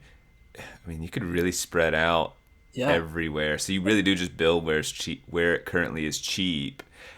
All of a sudden, property values, other than I think people would still want to live lake properties and stuff, but location to inner city stuff, or not inner city, but just city stuff wouldn't matter anymore. Well, right. I mean, think about how it changes the existence of cities and the layout of cities, because I think what you said is right. People who want a thing, if they want a chicken sandwich, they want the best chicken sandwich, and so it's going to be in the chicken sandwich business's interest to build a mega chicken sandwich store that can accommodate 1,000 people all teleporting at it every hour of the day, right? That's in their business interest to be able to do that. And so, but now, traditionally a city, the utility of a city is that the companies are physically near each other so that they can engage in trade, and people have access to all the stuff. They can communicate, and that's why people congregate together. But now all of that congregation distance is irrelevant, and instead cities, I predict, would end up being congregations, or maybe not even congregations. They would just be, you wouldn't have cities. You would have chicken restaurant megapolis, right? It would be That's weird. You would have chicken restaurant town, and you would have like the best like other restaurant type or product producing location. Like, oh, you want the best socks? Come to sock buying town. And Sockopolis. And everyone buys their socks, right? Like, I mean, you would... because I don't like this, though. I can see that developing, but I'm sad that, like, I'm picturing the diner, where, like, Betsy, the waitress, like, and the good relationship she has with that regular guy, and, like, he orders the apple pie, and really, it's not that great apple pie, but he loves it, damn it. He loves the apple pie, and Betsy loves serving on the apple pie, but this disappears in this world a little bit. Right, like, well, think about personal, small mom-and-pop stuff. Like, right, well, think about how many average restaurants there are. Yeah, most on average, Sure, right. I mean, almost all restaurants are just your mediocre restaurants, essentially by definition. But how many of those restaurants are someone's favorite restaurant? And like right now, there are towns that probably consist of nothing but average restaurants, and a town doesn't have any world-class restaurant. I mean, this seems obvious, right? Yes. And so, why would anyone teleport to that average town for food when they could go to the spot for the best of whatever it is? I mean, obviously we get back to where we talked about there has to be some, like, people swamping the tropical island for vacation. People are going to swamp the chicken restaurant. They're going to swamp it. And, like, there's going to have to be some sort of limit imposed where, you're standing in your fridge and you're dialing in the address for chicken restaurant, and it says, beep, beep, beep, sorry, it's busy. There are too many people there. There's going to have to be some sort of limitation imposed. I mean, demand sometimes depends on limited supply. It creates a sort of demand. Like if I can get the best chicken sandwich all the time, then it doesn't. But man, if I did have to wait, you're right. I think limitations would start to be, whether it's artificial or not. Like it wouldn't be. There just are limitations. Well, yeah. I mean, to start, it wouldn't be artificial. It would be real, because maybe you dial the address and you step out into a crowd of people, and it's as if, you walked into a restaurant and find that the line is looping. You go to Chick-fil-A and you pull in and the car line is looped around the entire restaurant. That's just something that happens right now. Yeah. And maybe you go, I can't wait this long, so I'm leaving. That would happen, but just on a wildly increased scale, because now people from all over the world would be teleporting to the chicken restaurant, and you're going to arrive and find a crowd of people, and if the restaurant can't keep up, which is likely, then like it's going to be, I think there's going to be a lot of frustration involved. Do you think people? I think people want local mom and pop the best. So when it becomes Chickenopolis or whatever, and it's this shiny mall-sized building, and like. Yeah. Even if it's well done and the sandwich actually hasn't compromised in flavor, they're able to marinate it, because they were able to marinate, 3,000 pounds of chicken over 48 hours. And so it's the tenderest. It really is awesome still. So no one could complain that, they've sold out and they went cheap or something. No, it really is freaking fantastic. But you're walking in and getting this, unbelievably sleek, corporate, shiny, like, I don't think people want, well, I don't know actually, but I would want I watched a YouTube video the other day about this Japanese place makes the best burger in the world or something, and all it was, it actually had no commentary. It was them, what is it called, SMR? What is that when you're watching the sounds? Yeah. And it was almost like that, where you're watching, but the food is sizzling and the meat, and the whole thing was just watching them make it, and they can only make so many a day, and it was this tiny little place in this village. And, like, that was so appealing, being this, they can only make, 20 burgers a day. And when they sell out, because that's all the meat they can get. And, like, whatever. I mean, we went to places like that when we were in Japan, like ramen But places. Isn't that the appeal? Like, we like the small stuff. So, like, everyone flocks to the small stuff. It becomes the megaopolis, whatever. And then like, do we want that still? Well, I mean, whether it becomes the megaopolis or not depends on the business. But imagine, it just puts you in a difficult spot, because as a business owner, a restaurant owner, say, you have to decide, okay, like, I now have demand like crazy. Do I scale up my business and lose some of my soul potentially? Or do I stay true to who I am and only serve 20 burgers a day? And you can make that decision, but imagine how frustrating it would be to be a customer of that place. Because all of a sudden I can be a customer when I can't be right now, you know? Right. And so you would be dialing that restaurant every day, or they would, introduce some sort of scheduling system, and you would have to schedule 4.5 years in advance. I want my Japanese burger, in 2025. Which is ridiculous, but that's or they just say, no, I'm going to charge $95 instead of $12.95 or something. That's true. Oh my god. Yeah, right. I mean, that's what they would do. That's what they would do, right? They would be crazy not to, because that's supply and demand. That's the market, and that just kind of sucks a little bit. But I mean, you have access to it, so I don't know what to think about that. Yeah. You were alluding to this, but why do towns and villages and cities, and why does it all exist the way it exists? I mean, proximity is the reason. Build near a river because it provides water, and then out of that build, people are all in this area to shop or buy, and so we have this commerce area, and this is why. And now all of a sudden modern technology has gotten rid of, we don't need a city to be on a river. I mean, that's old stuff, but it's still nice. It's lovely. Rivers are lovely. Well, a lot of our cities exist because they're on rivers or oceanfront, for commerce, historical commerce purposes. So now we don't need that, and we don't need our societal structure based on the introduction of these refrigerators. It completely changes, and so you do have to think more globally on how are we going to orient and arrange ourselves. And I don't even I can't even conceptualize it, how much this radically transforms why we locate ourselves where we locate ourselves. What does immigration look like with these things? I'm just thinking about in the United States, the border is a contentious issue, and we have a lot of illegal immigration and people trying to cross the border and swim across the river and evade people. But now you could just refrigerate yourself into the country. It makes me wonder, 50 years down the road, how much does the countries and stuff matter? What if you get a more monolithic culture where it all kind of right now it seems like there is a U.S. popular culture and Europe popular culture and whatever Asian popular culture, but and I think that stuff's going to persist. I don't really think that would break down. But why do we have those cultures? Because people are physically bound to the location, and they've existed throughout time in proximity to each other for hundreds of years. But now you don't have to exist in proximity to people who, I think in some ways that's how Hollywood, that's how everyone sort of, the modern world really embraces Western thought and Western forms of entertainment.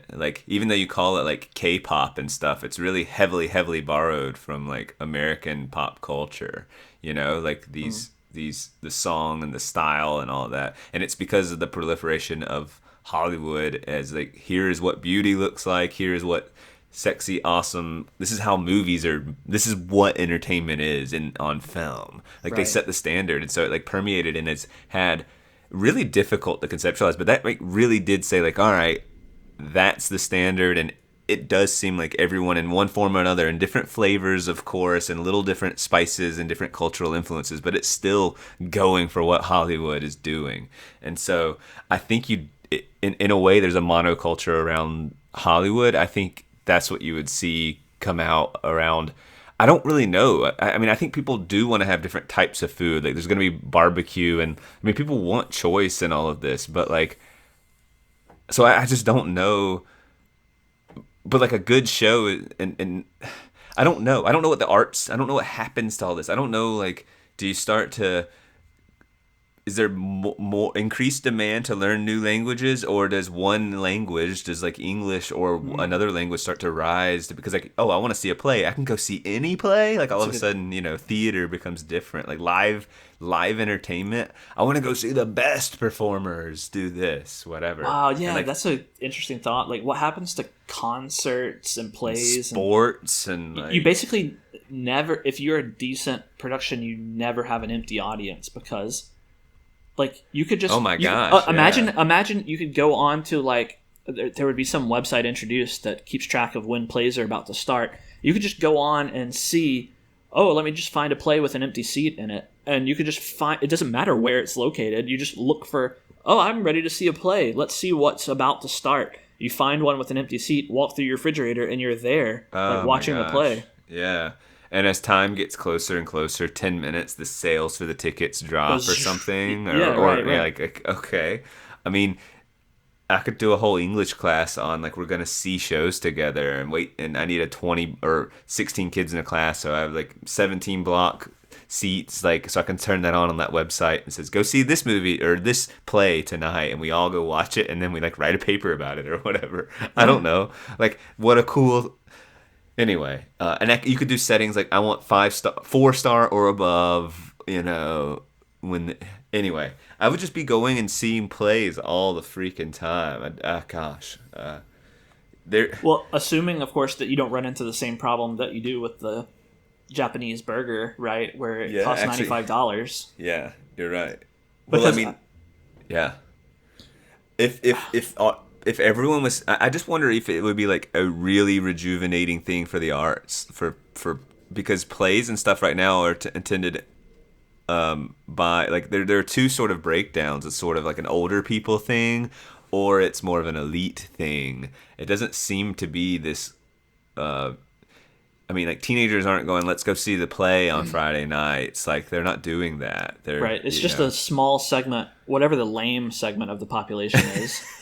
Those are the people going to see them. And I think it's the access and I don't know exactly, but, like, there's some messaging. I mean, look, I don't see why plays wouldn't be absolutely as every bit as popular as movies, if not more so. You go see a live performance of anything, the respect there is so awesome. Like, it's so cool to see someone who's, like, memorized a bunch of lines, but they deliver it in a compelling way that makes you forget awesome. If you're right, and their plays are so amazing and live entertainment is so amazing, why isn't there more?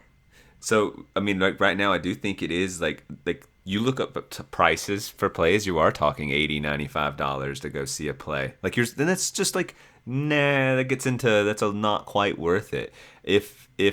And I don't know that they're selling out every play, or that, like, I think access is a problem, and I think image is a problem. So, and I do think they're probably... Access is a problem? I think you get it... Is it access because of location or access because of price? I mean, if you tell me that tickets are $95, I can understand people not wanting to spend $95. Maybe you could make the case that people don't have $95 to spend on a luxury like seeing a play, and that's an access problem. But these places are located in the middle of big cities, right? So certainly there's a population. Physical access isn't the problem here. Price. I think you're going to have a hard time, even people that respect the arts and love it and stuff, to say, all right, $70, $90, whatever it may be, for 2 hours of entertainment. Like, they'll say something like $70 for going to Busch Gardens. Okay, that's a day's worth of entertainment, and they don't really factor in that it's really going to be like $140 because they're going to buy a bunch of stuff like water and whatever, parking and food there and all that. You know, really though, you walk away spending a lot more than that. But they go, okay, $70 for the Saturday, and that really takes care of the whole weekend. Like, okay, that weekend I went to Busch Gardens, and, like, so all of a sudden $70 for the weekend sounds great. What in a play, I think they see it as like $70, and then I'm probably gonna make it. It becomes this sort of big date night. Like, the way it's like we got getting dressed up, which is gonna get some people excited and a lot of people not excited, and, like, it probably has a gender breakdown pretty clearly. Like, men not that excited about dressing up, women are, and women are. It fits into, like, the ultimate date night. You go have a nice dinner, you get dressed up, and you go see a play. Like, that's a pretty freaking up there date night that probably breaks down to, like, females loving it and males not so wild about it. Yeah. And like, definitely on the male end of that one. that sounds like an unpleasant evening to me. That also, so you take, let's call it $70 times 2, then you go have a meal that's like, if it fits the evening, that's $100 meal. And in dressing up, like, there's, depending on if you go, like, a lot of times people will be, I'll get a dress for the evening, like, or you know, go shopping a little and get something, and it's like, all of a sudden we're talking hundreds and hundreds of dollars, and that's what I mean, is just like, that's not, I think we need to casualize the arts a little bit, and like its reputation right now is. It's fine. It's very hoity-toity at the moment, yes. But how does that change with the teleportation refrigerator? Like, how does that change? People don't have to get dressed up and make I think casualization, just like anything, we start to see less and less. Like, people are just popping in to see the play, and then people are actually just like, the reason people go to the arts right now is oftentimes that big evening idea of like a big date and stuff. But like, when it starts to be like about the show, teleportation emphasizes like, how good is this show, and people are actually going and going, holy shit, this person can sing really well, or whatever the dance numbers or the scene made me cry. I don't know, whatever it is. It's like the show standing. The whistler, a really good whistler, tap dance, whatever, whistler. But they appreciate the art for the art and not all the surrounding stuff. Whistling is a really underappreciated art. It seems like there should be a whistling show. Like, they have stomp for percussion. Where's the whistling version of, Yeah. Actually, I can imagine like maybe like a Cirque du Soleil like segment where some world-class whistlers really blow your mind with some intricate whistling whilst doing something else, like juggling too, or I don't know, some sort of distraction while whistling. Yeah, that probably exists. I would teleport to go see it.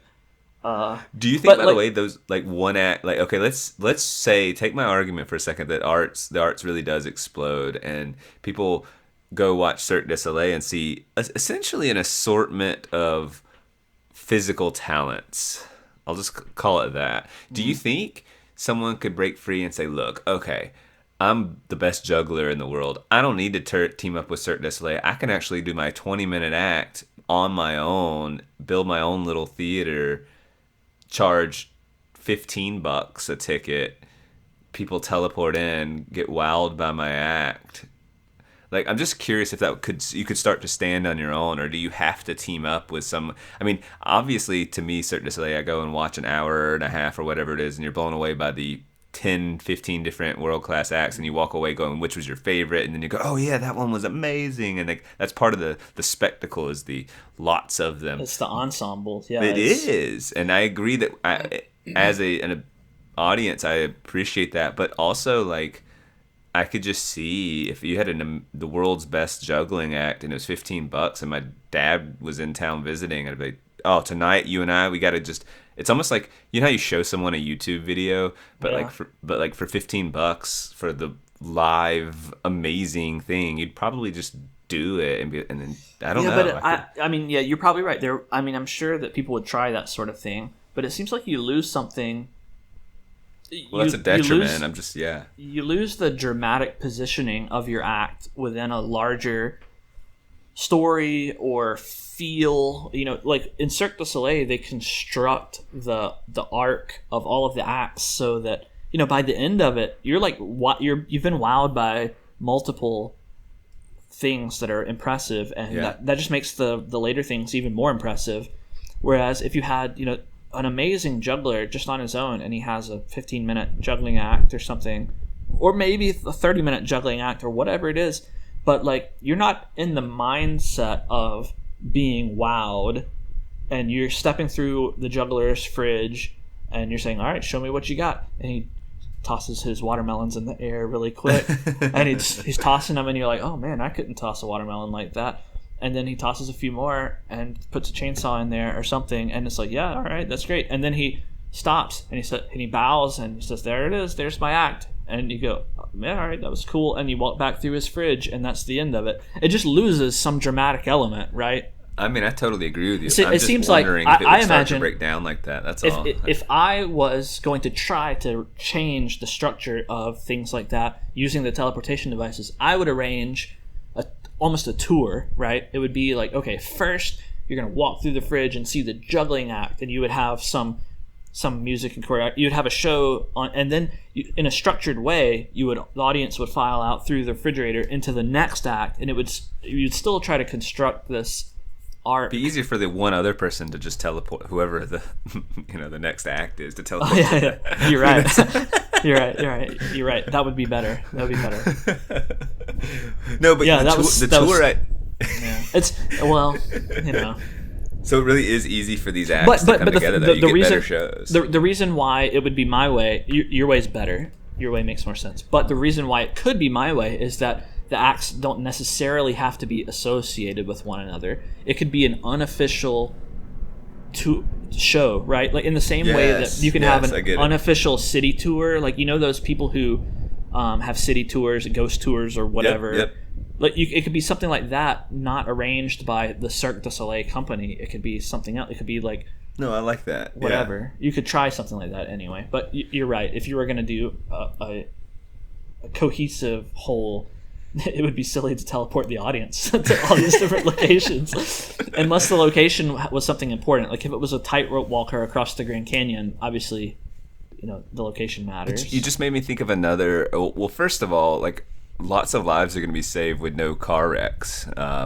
Certainly. And then, so that's awesome. And no drunk driving type stuff. So, and I was just thinking when you were talking about doing a tour, and I thought pub crawls and these sorts of things. And then I just was going to ask, what do you think happens to nightlife with this system? Like what changes? And like, there's always the pregame, right? People get together, they drink before going out.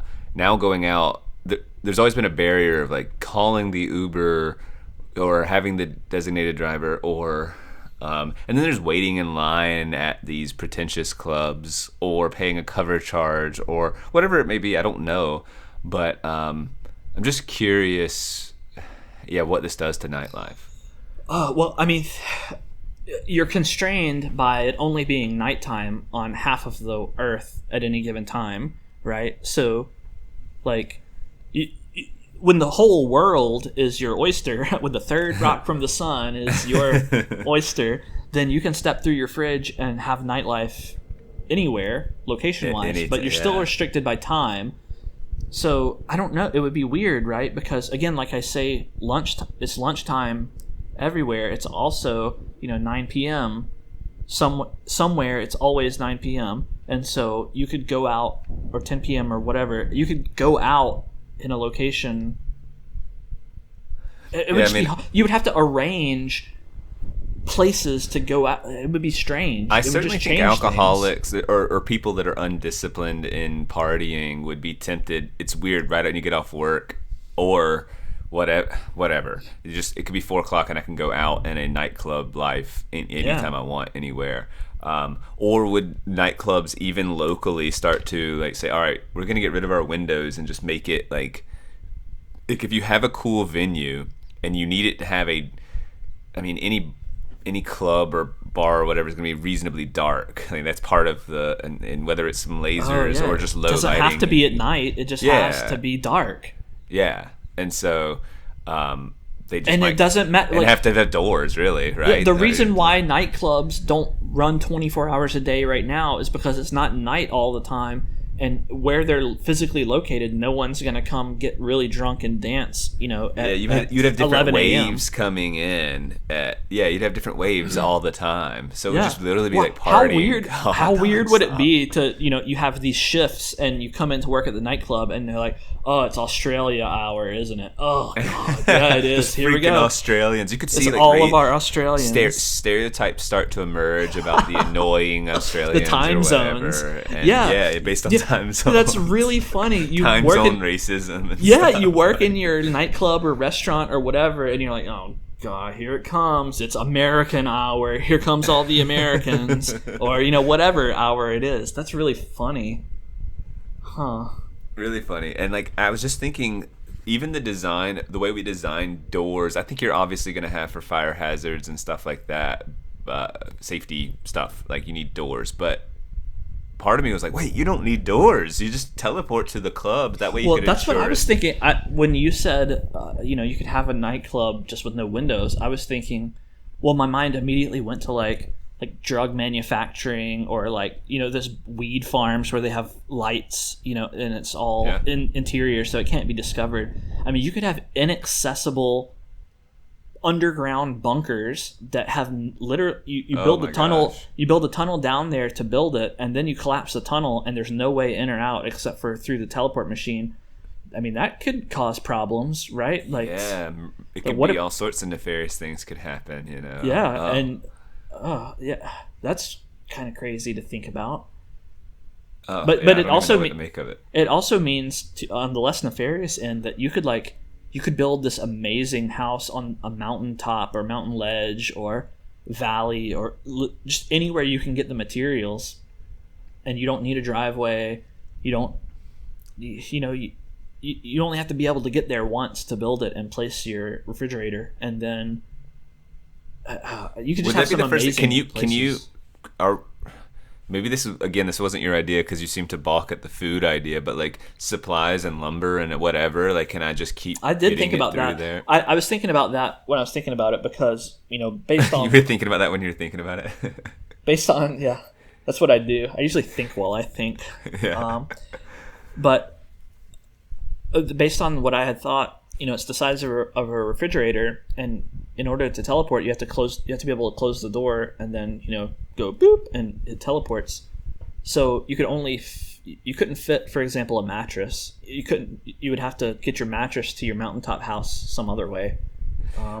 Yeah, that's where I'm picturing different sized ones and like bulk ones for construction sites, and like that they might bring over. Right, we're building you a house, so what we're gonna do is go plug. The first thing we're doing is getting power, so we can plug in our Industrial refrigerator. Refrigerator. Yeah, that is quadruple wide and can put lumber that are like, and then when they're all done, they just plug in your single person or 2-person wide whatever refrigerator size thing.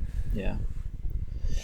I mean that is a future that would probably happen. I don't know why I don't like that. It's almost like it's too good to be true in my imaginary hypothetical teleportation world. That's just too good to be true. We can't have that. It has to be refrigerator sized things, They wouldn't dare expand upon it. You have to get out to get your chicken sandwich. Don't be crazy, Daniel. Don't suggest they're just deliver a chicken sandwich. In what world can you just have a chicken sandwich delivered to you? Don't get crazy.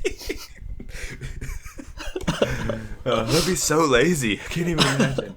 Why would they do that? Well, I do think because you were enjoying the thought experiment of adventure, and it was actually cutting deeply at adventure, and in fact, actually being like regressive towards some of those things. Like people, obviously, and we're doing this now. Like our living space, we're kind of rethinking.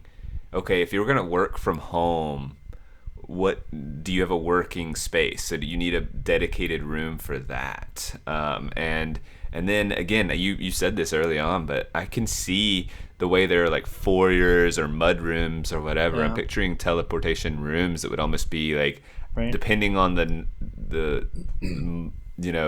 socioeconomic status of the people. Like I can see one having a little lounge, like a chair and stuff. And here's an sorry, I don't mean to totally cut you off there. Yeah, it would become like a household fixture. Like the TV is the center of the living room. I also wonder, do you someone's coming over, do you go ahead and sit on that couch you have ready when they show up? You go, oh, hi there. Or do you or does it become polite, a new form to of knock etiquette when you arrive Yes. inside the refrigerator? Yes. You knock.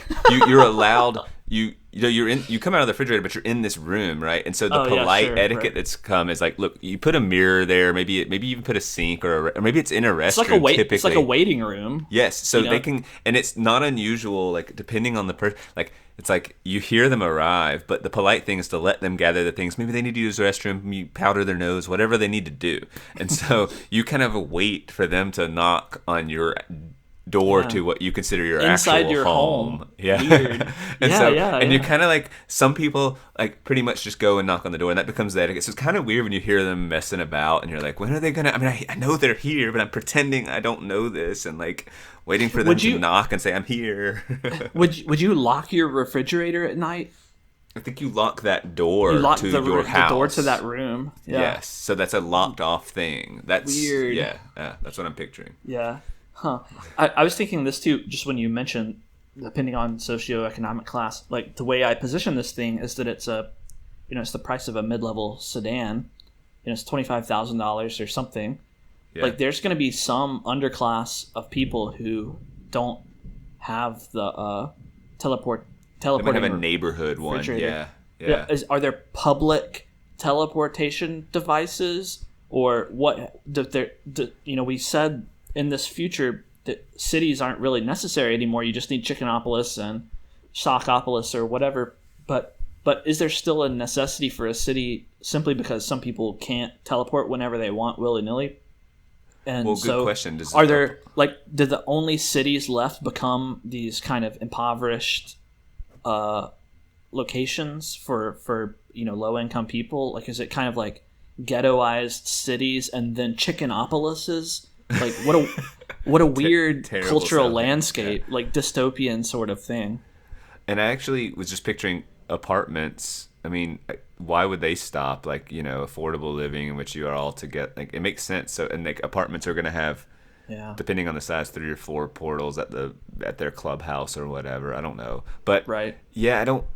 And I just thought on the opposite end of that, you have someone who has their home is almost an estate, right? They have a guest house or something and a pool, and they just go ahead and put 3, in there. So if they want to go to the guest house, they just teleport from their bedroom to just a couple of them just to go around their property and stuff like that, which would be... That's interesting. I mean, think about why have your property in one place? Like, why not have your master bedroom, on your tropical island and then... Oh, that's so weird. A bedroom that's like a glass dome or something really cool like that. Oh, really weird.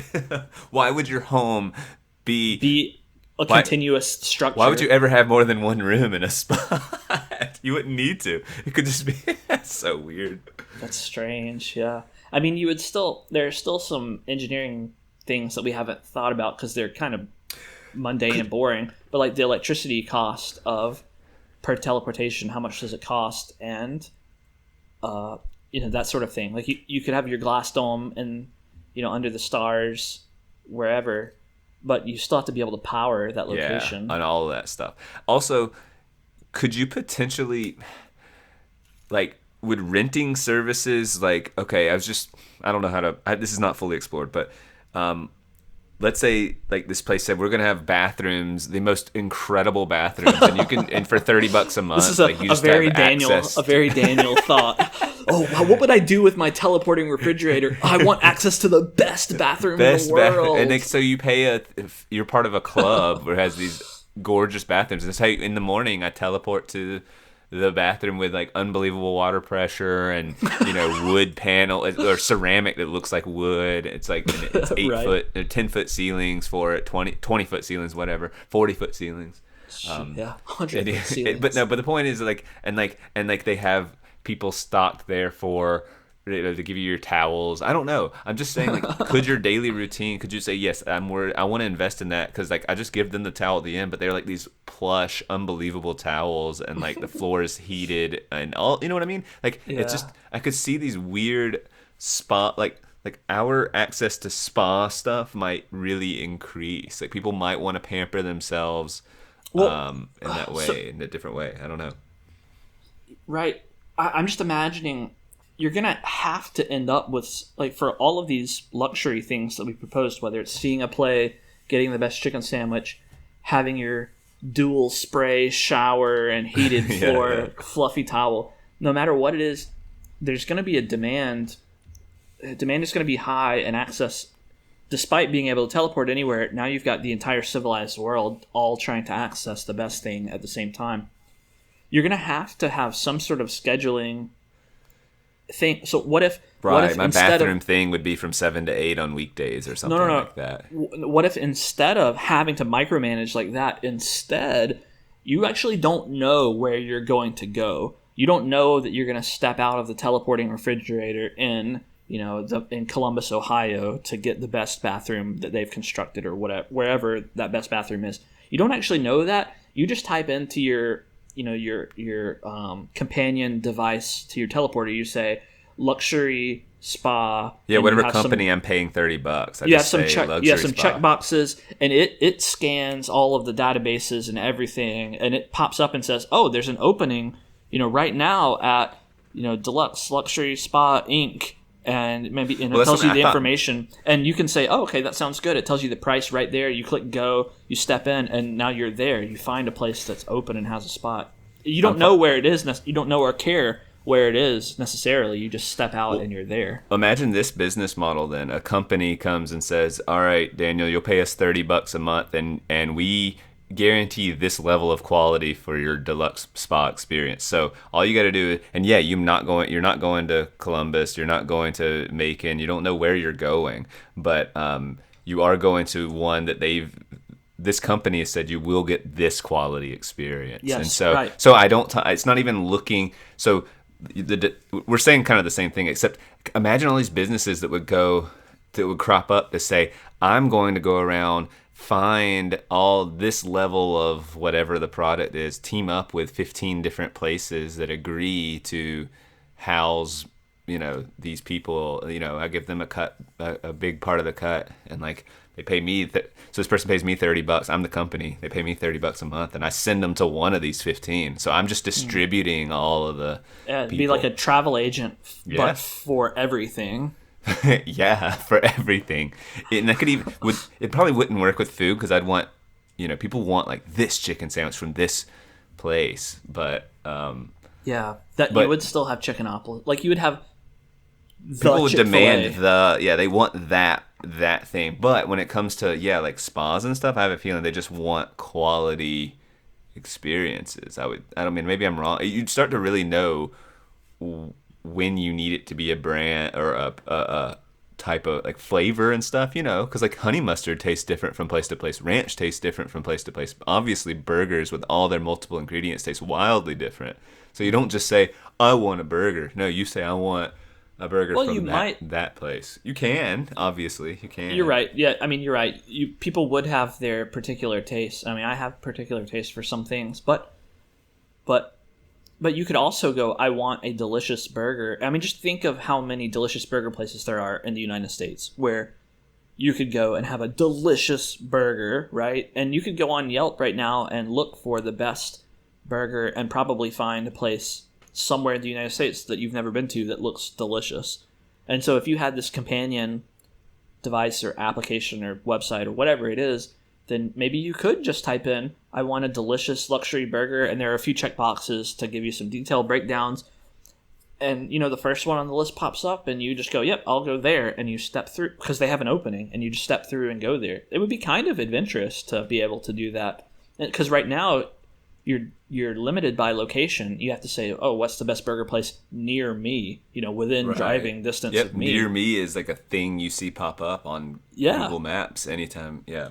Right, and you wouldn't have to do that anymore. You would just go, I want a really good burger. You have to trust that, that the system can adequately rate that burger, but still.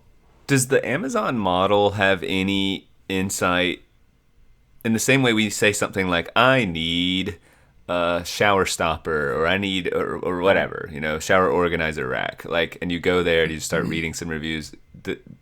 Have they paved the pathway that would we use a similar path toward getting at products and food and all this with these teleportation machines? Yeah, I don't see how it could go any other way, right? I mean, it's in the business's interest to have their business essentially crowdsourced. They can't market to the entire world, right? So they have to be listed in some sort of aggregation thing. The best way to do it is to crowdsource reviews. At least I can't think of any better way. The old model is something like a telephone book, right? Like if you want to know you want to know the phone number of someone in your city, you have this massive book of pages that you have to flip through alphabetically. How funny, yeah. Well, when that comes to I want a new soap dispenser.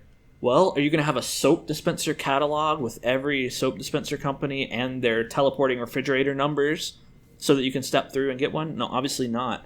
You're going to have some Amazon-style ranking. I think all of this really, you're not going to like this, but inflates the necessity for advertising, because being discovered is, so much. Now, ideally, no, it's like, oh, it tastes really good, so everyone's going to keep coming back, or the product's really good. We know that, but like getting discovered is so difficult. There's obviously really high quality products that are better, that don't take off the way some other products do. So. Also think about how it changes competition, because like now you're not competing with people in your city. You don't have to have the best burger. in your city or on your block or whatever. You have to have the best burger, or you have to be in the top percentage of burgers in the world, or at least in the world, really. And if like, it's going to be the death of mediocre to bad places. Yeah. Because who's going to go there? Is that a good thing, though? Yeah, maybe that's a good thing. Maybe it is a good thing. Except what sucks is I believe those people that love their favorite restaurant is that place where they get that mediocre burger and that mediocre service. I think you develop, again, like we were just talking about smells, and you can develop a relationship with them. I think you develop a relationship with that mediocre burger, and you do love it. Like, you do love that mediocre thing. No, that's true. And some of it's about the experience, and that experience would filter through, and people would still visit places, even if they have a mediocre burger. If the vibe is really cool, then no, I still think it would close down. I think it wouldn't be enough. I still think that mediocre burger would be lost. But I think what I'm saying is, part of me is like, who cares? We lose a bunch of bad and mediocre stuff. But I'm trying to say, look, there's actually some real value lost in those mediocre burgers going away. Here's another value lost thing. Well, because some businesses have learning curves, right? Like, if you imagine if you wanted to start a burger restaurant in 50 years after the teleporting refrigerator has been invented, then you have to immediately have a competitive burger on the world stage in order to have people. Maybe you don't. Not fair. That's not fair. Maybe there's so many people always wanting a burger, and you have in the same, like, I think about video games, like, you can play what's new. You can play the latest indie game, what's new, and you sell it for 99 cents, and 10,000 people will download it and play it just because they're looking for a new experience. Maybe you start your burger restaurant and you have to start out selling cheap burgers, but again, like, you're competing with all the best burger places in the world, but the market is also the entire world. Like, there are 7 billion, 8 billion people who could potentially want your burger. And if you can only make 100 burgers a day, let's say, I don't know, then you only have to find 100 people out of 8 billion people to buy a burger from you. I don't know. Maybe you have a better shot than I think. That's what I can't tell. Are we talking about a world in which monopolies crop up and just destroy everything? Or are we actually talking about a world on the opposite in which mom and pops thrive because all they have to do is find 100, Right. It's hard to think. It's hard to tell which way it's going to go, because I'm scared that it's monopoly because people aren't going to say, I'll just take a risk with the mediocre mom and pop. No, everyone's going to go toward the top of the list, 5-star, most 5-star reviews. They just are going to do that. Let's see if we can answer the question, because the internet, in a way, is the barrier-less, Wild West. It's just information distribution instead of chicken sandwich distribution and whatever, right? And like, it started out with the internet being thousands, millions of individual web pages, and you could find web pages for any little thing. And we had our own web page when we were kids. What was it called? Xpage.com/ Boo Boo You Stupid. Boo Boo You Stupid. We were in like 5th grade or something, and it was hilarious. Oh man. And anyway, like, we had that, but now things have sort of changed, so that, certainly there's still endless numbers of websites, but they've kind of congregated in areas, right? Like, you have, YouTube, which is an umbrella that covers tons and tons and tons of different, people go to YouTube for their particular thing. If you want to buy something, you go to Amazon, right? Like, you don't often buy from standalone websites. It does kind of congregate into these sort of Uber sites, mega sites, monopoly sites, and I wonder if in the real world, with this sort of elimination of travel barriers, that same thing wouldn't happen. I kind of tend to think it would. You would have Chickenopolis, and people would be going there instead of to the Little Chicken website. Yeah, that's sad, I think. Yeah, maybe we shouldn't invent this thing. Yeah, I just don't trust. Well, it's not trust. I would do the same thing. I wouldn't go. I guess it depends on what cultural push. If it was like whatever aggregate Amazon style thing said, try something new. You go, want a burger? Try something new, and then it just shows you a bunch of mom and pop startups that post a picture of their burger, and you just kind of go. And we actually have a different cultural attitude, so we do shift away from I just want the best, and they go, you know what? There's just a lot of freaking good hamburgers out there, and maybe we would learn pretty quickly that this thing has 3 billion reviews of 5 stars, but like, you know, I don't know, man. food varies so much. I just will try a good looking burger. Maybe. Yeah, I no. don't. I just don't trust humans to actually do that. No, I'm going for the 3 billion review. Like, you better Right. believe I'm gonna try that burger. Like, Right. Yeah, I don't know. I mean, well, I guess on the plus side with respect to food, you eat 3 meals a day, so there's a lot of room for experimentation. If you yeah, maybe the first time you walk through your refrigerator to get a burger, you go to Burgeropolis because it's got the 5-star burger. But after 3 months of eating, maybe then you're like, you know what? I'm tired of Burgeropolis, even though it's 5-star, delicious, amazing. I just kind of want to try something else. And maybe you I do mean, that. that's when you could start rewarding creativity. Like, I really want one with pimento cheese and a fried green tomato or something, and I can't find that at Burgeropolis. So it would maybe elevate food creativity, and we would reward that sort of thing. Because even if, like, Burgeropolis is like, oh, well, you can build your own burger and make a pimento cheese and fried green tomato burger. Like, I don't know, like seeing one called like Mama's Southern Burger, and that's what comes with pimento cheese and fried green tomato. Like, that just, like, they made it, and like it feels like it belongs. Versus me just adding some toppings and build your own burger. It is not as special. Well, yeah, I tend to think that the more you reduce barriers, especially economically, the more you encourage specialization. So maybe it wouldn't be Burgeropolis. Maybe it would be pimento cheese and fried green tomato Burgeropolis. Like, you're going to have places specialize in the narrowest possible thing that they can be the best at. You're just going to shrink the niches, and because the market grows so gigantically and everyone can get to your market, so why dilute your efforts into making a barbecue burger and an avocado burger and a pimento cheeseburger when you could make the best pimento cheeseburger Yeah, and have everyone that wants a pimento cheeseburger come to your restaurant? that makes sense to me. Yeah, and that's kind of what I was saying is, well, would they even serve like fries, or would you just Yeah, also you're order right. from Well, Best Fries restaurant?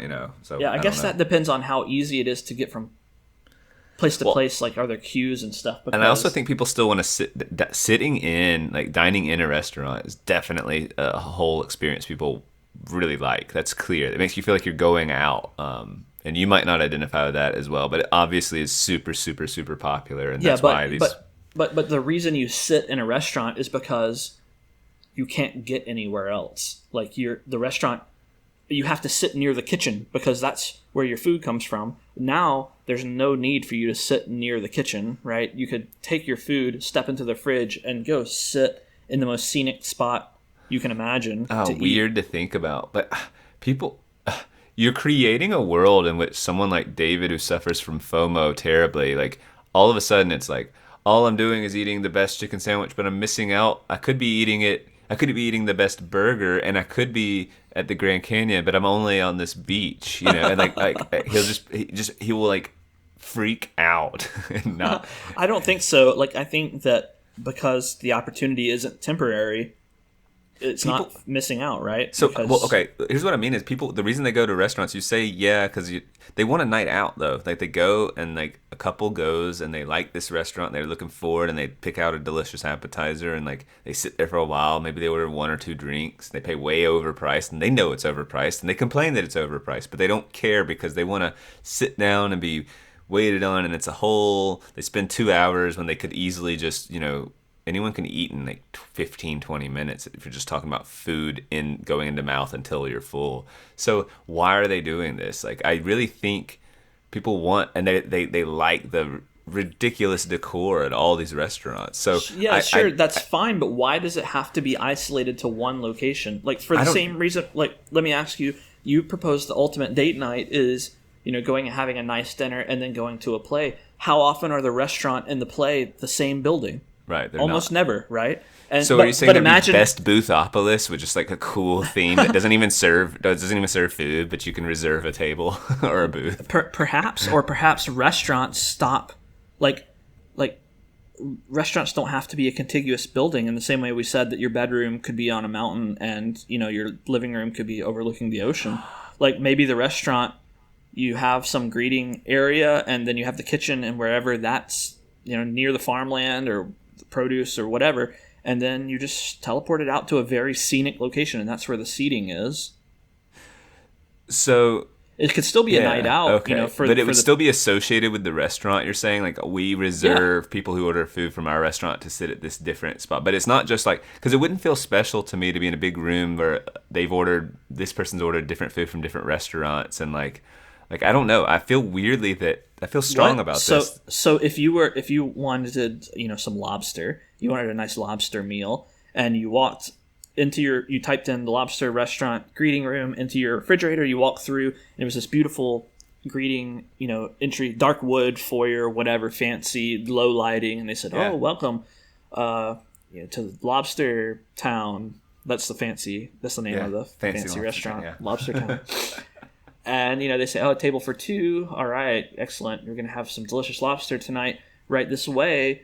And they walk you into another refrigerator, and you come out into this beautiful location. Maybe it's on a plateau overlooking a scenic vista in a valley of green, lush trees or something like that. And they seat you in this booth. But unbeknownst to you, this restaurant company, they own Lobster Town, and they own Spaghetti Town, and they own Taco Town, which you may have heard of. They own all of these different towns, and you're sitting in a booth and you look over and someone else is eating spaghetti or tacos or what. You saying that bothers you because it's not a lobster restaurant? Yeah, I am. Or I mean, a seafood, like whatever there. Yes, I'm saying that if it was one establishment, and I don't know why. I'd have to unpack why. I'm actually just guessing that most people, not me specifically. What? That's bizarre. I don't think you're right about that. Like, why do you care what the people in the booth next to you are eating? I'm saying because weirdly you go to a restaurant for this collective night out experience, and you're not obviously you're not dining. You don't go out for a collective experience. You go out for a personal experience. Yes, but you don't want an empty restaurant. Like, why do you not want an empty restaurant? But But this isn't an empty restaurant. It's a full restaurant. Just people are eating different things. I'm saying. Why do you like Cheesecake Factory? Don't they have like a huge variety of foods? And you're sitting at your table eating your flatbread pizza, and someone else is sitting at their table eating their roasted salmon. Yeah, that doesn't bother me because it's all under the Cheesecake Factory thing, and they did something impressive and made a menu with a bunch of stuff. So like, I'm just like, wow, okay, like, so I accept. Like, obviously you can order different things on a menu, and the menu might be vast, but I would be kind of annoyed if someone had gotten Moe's and was sitting next to me in the Cheesecake Factory. Like, they're not, we're all here as Cheesecake Factory patrons, and like we earned this night out. Like, this is our night out, and you're infringing upon it. Like, there's a weird thing about that. I just don't think they would open up beautiful booths and let anyone sit there who got their Taco Bell look, I'm not saying, well, maybe, I don't know what the marketplace would look like. Maybe someone would open up Boothopolis. Again, I love our names, company names. They're so creative. Boothville. Maybe they would open up Boothville that sits on a ridge overlooking a Hawaiian waterfall or something, and it's just such prime location that you don't have to be a restaurant owner to make money from that location. You just say, okay, restaurants, you can deal with us and send your people here, and they can eat in this beautiful location. Would it be weird? And all you do is you have condiments ready, because you don't want it, because people will go, oh, can I get some ranch? And they don't go back to the other restaurants. So your deal is to have booths, silverware, and pretty much any condiment. Well, what if you have a restaurant but no kitchen, because people get sent there, from Lobster Town's kitchen or whatever, and then you have waiters and waitresses, but they're just there to refill drinks and bring silverware and that kind of thing. Weird. Yeah. But I'm trying to tie into the psychology of the night out. So let me ask. And you've earned that experience. You're paying for it. And you're all collectively in that. I don't know, but I'm just saying that it would be. Go ahead. So the annoyance that you experience from, you get your delicious fancy lobster meal in front of you, and you look over to your right, and you see the guy unwrapping the foil on his Moe's burrito, and you're like, ugh. But then you look over to the left, and you see the world's most beautiful waterfall with dolphins frolicking in the bay. Like, where does your annoyance sit? Are you net positive or net negative? Like, I'm just wondering. For me, I'm net positive, but I'm trying to ask, what is it about culinary experiences and their relationship with exclusivity? Like, or like, you go to a fancy restaurant and you're like, you made it, you got in, and you're dressed up a little, or I don't like, and you get the booth that's nicer than some of the others, and you feel a little good because you're not sitting right next to the kitchen door where everyone's coming in and out, and you're like, oh, poor suckers over there with the bad booth. I'm just trying to tie in like some of these intangible, well, I guess they're tangible, but I just don't understand why these things you're listing would be prevented from existing in this other. I'm trying to figure. I'm trying to wrestle with. I'm not even sure what I'm saying either. But like people, how this even transporting to another spot might not be preferable. There might be a psychological preference to in terms of your belief in its freshness, that it's like you can these open air kitchens are becoming increasingly popular, even in fancy restaurants where you can see the wok and a little flame comes up and you can see, and they're like, well, and you see all these chefs and stuff. Well, it's cool, and it gives it's us a spectacle. Like, it's a spectacle. It's fresh. The smells, the sizzling, it has to be clean. It has to be clean and orderly enough, and like and like. I think good. people, I think we might be getting into a territory that when we're so far removed from our food, like we accept it with fast food because it's in these wrappers, which already makes it feel like weird. Like you're opening, like you open up the plastic, devices that are sealed, vacuum sealed with plastic and stuff. It's almost like you're doing that with burgers. That's what the little greasy wrapper does. Like it's obviously not sealed and all that, but it gives that illusion of like it's this. Package. This packaged thing. Present. Like, you're opening a present. And so I would argue that that's what fast food is the bottom, because we have accepted the complete and utter distance between, like, whether it's the animals or freshness or anything. We're like, yeah, whatever, preservatives, we get it. We're paying $1 and we're getting a burger from McDonald's. Whereas I like the exclusion of a fancy restaurant, and I don't know if you start to move it anywhere, no matter how beautiful the spot is, if other people are also welcome in that, you don't feel like you want it to be exclusive, and you want them to have earned it. So you want, even if the restaurant's, the booth is far apart, you almost want it to be reserved for those who went to Lobster Town. Only other people at Lobster Town, or perhaps a few equally fancy ones. What if they made them stalls, like little private rooms? You remember how, again, when we were in Japan and we ate the little the kaiseki meals or whatever, they were in their own isolated little rooms. Yeah. Well, imagine that, but now, like, when you arrive through the refrigerator, it's like a low lighting hallway or whatever with a bunch of doors. It looks kind of like a hotel hallway or something, obviously decorated really nicely, and they just take you. Your waitress or hostess or whoever walks you down. Oh, here we are, number 7. This is yours, and they open the door. And there's your box seat, table or whatever, and with the view to the waterfall and the dolphin bay. And you have no idea, unbeknownst to you, someone else is chowing down on chili dogs, in the next booth. But I could know that it's happening. I think that works, and I also think that is a limited dining experience that people wouldn't generally want. They weirdly want to feel like they're going out and being around people, even though they're not talking to them. That's the weird thing. That's why you reacted strongly that I don't understand this collective dining. I eat differently than you. I just eat differently. Like, the things you're saying are foreign to me. Yeah. I'm not even saying I fully endorse this. I just actually believe this is. I wish we could talk to a massive group of people. I want to hear. We are talking to a massive group of people. So, like Tim. So, what I'm saying is, why people are unnerved if the restaurant's empty, and they're annoyed if it's overcrowded and they're not comfortable. If it's like elbow to elbow with people. So they want to, and the reason, like, why do people want to go out and to eat at a restaurant, and why are they willing to pay? I'm gonna push back just a little bit. Are people really annoyed when the restaurant is empty? Like, if their food is just as good and their service is just as good and it's prompt and a good value, are people really annoyed when the restaurant is empty? I don't think they're actively gonna blame the restaurant, but I bet you, I'm very confident in this assertion that, like, if you were to say they were the only couple, and we took 10 couples that went while empty, and 10 couples where what I would consider prime crowded, where it was a lively restaurant, but didn't affect it didn't make service go bad, and it wasn't super crowded. And then we got their feedback. I just believe very much that the lively restaurant scores would be higher, and they're like overall. People are weird. Man.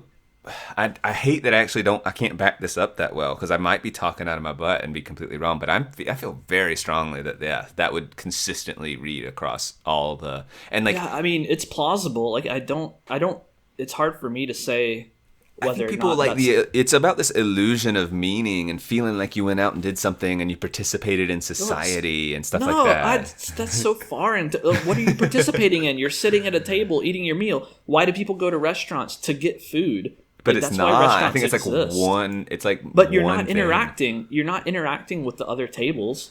So, like when you say to go out and be social, is it just being seen? I think that there are nights. Chance of being seen. I think the lion's share of people who even go out for a night with their friends and drinking and go to a club and stuff may or may not talk to someone they don't know, but are less likely. Like overall, most people don't talk to someone new. They just kind of go out with their friends and they talk with their friends. So then the question is, why did you even go out at all? Like to pay for overpriced drinks? And like I think it's just this a valid question. Well, and the answer, which is not super satisfactory to you at least, is like, yeah, this feeling of participation, and you feel like you belong in some way, like you did something social. You didn't just stay in and waste a night. You went out and like, participated. I understand the experience of doing an event with friends and putting your body in a different location and exposing yourself to different circumstances. In that respect, going out, I understand it's a different, like you are exposing yourself to other opportunities by going out. I get that. That makes sense. But this idea of the fact that even if you go out and talk to and interact with no one but your group of friends, that's a significantly different experience than if you go out and there is no one else around you, but you're still having the same quality discussion with your friends and all that. I don't see that big of a difference. That seems strange to me that one would be fulfilling and the other would be unfulfilling. I wouldn't go as far as saying unfulfilling. I'm saying that in the feedback for that restaurant, let's say people in the crowded or the lively restaurant, they got an 8. In the same restaurant, they might get like a 6.5 or a 7 score wise. This is my like a full point and a half difference of enjoyment. So like people, when they're picking a bar to go to, they don't want to typically go to, I mean, how often, I mean, it's pretty common to be like, this place is dead, let's go somewhere else. Different. A bar is different. Right. Bar is a social, that you go to a bar to talk to the strangers around. That's what's funny is, yes, or at least you're suggesting you're open to it, but more often than not, I'd say people don't talk to I don't know. I mean, I don't go to bars, so I'm not thinking about that. But if I'm thinking about Lobster Town, I'm thinking about a nice, fancy dinner, like me and a date going to a fancy dinner. Yeah. Like when I imagine my ideal situation, it's a quiet place where I don't have to deal with other tables being noisy or listening to our conversation. I don't have to deal. All of that is eliminated. Like this private booth overlooking a beautiful scene. That sounds ideal without interacting with other people. That sounds perfect. That's for sure true, especially on a romantic night. So I'm not saying that is not in the cards. That's not in the cards for. I mean, that experience is something people would enjoy, and I would too. And there's just no doubt. So I wouldn't even push back on that.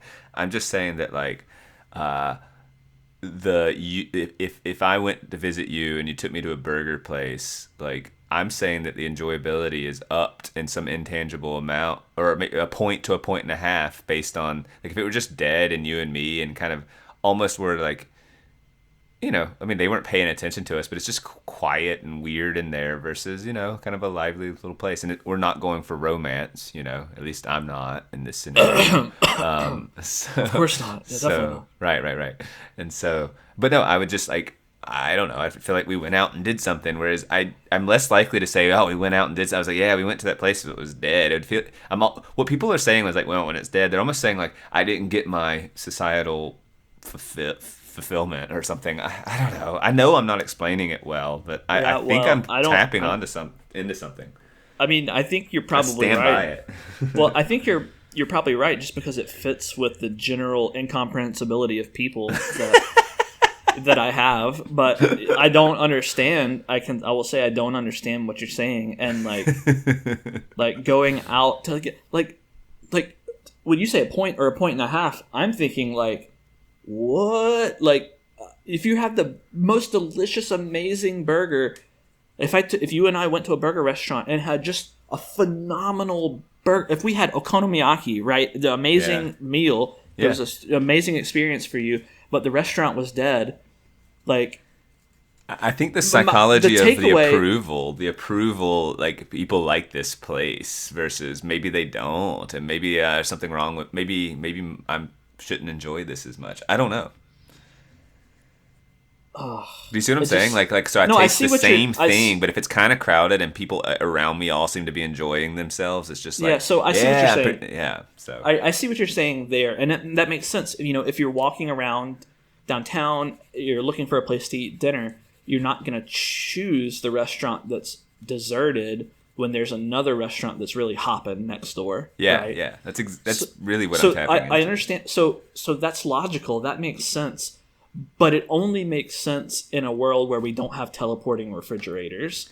Like, in a world where we have teleporting refrigerators and you can cultivate an environment that is quiet and isolated and also high quality and desirable and competitive, like, that's maybe ideal in some maybe ways. it just takes a while for you to adjust your assessment of the place. But I see what you're saying. I mean, I would have the same response under normal circumstances. I'm just trying to think, like when I actually get into that deserted restaurant and I have good service and a lively, waiter who has a good personality, and they suggest me a delicious meal and it comes out promptly and it's delicious and it's good value. Like, when I walk out of that deserted restaurant, do I regret going in because it was deserted? No, I probably think, wow, that was way better than I expected. Like, and it was empty. Like, I probably am thinking this is a bonus. Yeah, I think people will go, too bad it's empty, because that was an awesome place. But, I mean, I still think people like it. I think. I also have to think about, people do go out for a lot of different reasons. Sometimes they're like, obviously live music attracts. I actually get annoyed if I'm having a meal and the band sets up and starts playing, because I can't hear. It's like, all right, there's the end of discussion and all that. But the reason restaurants do this is because they make lots of money when they have live music, and meaning people like this and they come and they listen. So there's that experience. There are just restaurants that are louder, and like, I mean, my mom, ambient noise really affects her ability to hear. Like, if there's a sink running. Yeah, well, all of us, first of all, but like, she's pretty, in a restaurant, she just cannot hear. And if you just picture your typical hipster restaurant, it's a little loud, maybe has like an echoey, like a floor that's like, or a ceiling that's a rafter type, and everything's bouncing around all the sounds, and it's just, and maybe a lot of silverware sounds, like, it's just difficult. And then maybe the music's a little louder than your typical restaurant. I don't know. It's all that kind of environment. Yeah, I mean, but people seek out those type of places frequently, and then there's ones that make efforts to do the booth thing and more private and stuff. So it's clear that it's not easy to gauge why people go out. So therefore, teleportation stuff is awesome. Yeah. I don't know. Throughout this whole discussion, I still can't decide whether the world with teleporting refrigerators is amazingly better or dystopically bad or what. Like, I don't know. It could go wrong. It could go right. I guess with any piece of technology, it takes a while for us to learn how to use it. Yeah, and as the wise Tommy Wiseau has said, regardless of technology, if the world would love each other, love each other, everyone love each other. If everyone loved each other, the world would be a better place. World would be a better place.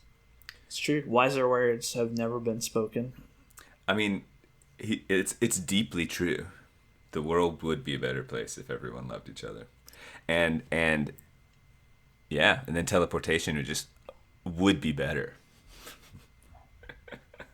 That's true. One last thing I want to examine: what does this do? Like, do people? How does this affect? It's going to affect economies. It's going to affect infrastructure. Does it affect crime, or does it kind of not sadly not really do anything to crime. I mean, other Well- than opportunities to hack. Obviously, Well, think that's about- there, but I mean, like, I think response that, times, that's a big deal. Cop response times, that's interesting. Yeah, you could- ambulance and I mean, you could have police or firemen or whoever, EMTs, standing in front of their refrigerators, and all they have to do is receive a call, type in the destination, and go. So that's pretty Yes. revolutionary. that'd be huge. That would be huge. That's actually, I didn't think about that, but that's gigantic. But with respect to crime, the changes in home architecture and the reduced necessity for living in a city, if you're wealthy enough anyway, means that you could have a house that's less accessible from the road or from the outside. You don't need doors, as you pointed out, necessarily. I mean, you will have doors, but it seems like you would have fewer entryways into your home, and this teleportation device would be one, and no one can come in that you don't want because you could just turn it off, or hang it up, or put on your voice, whatever the equivalent of voicemail is for personal visits via teleportation, and no one would be able to get in. Yeah. But that also, we also mentioned hacking.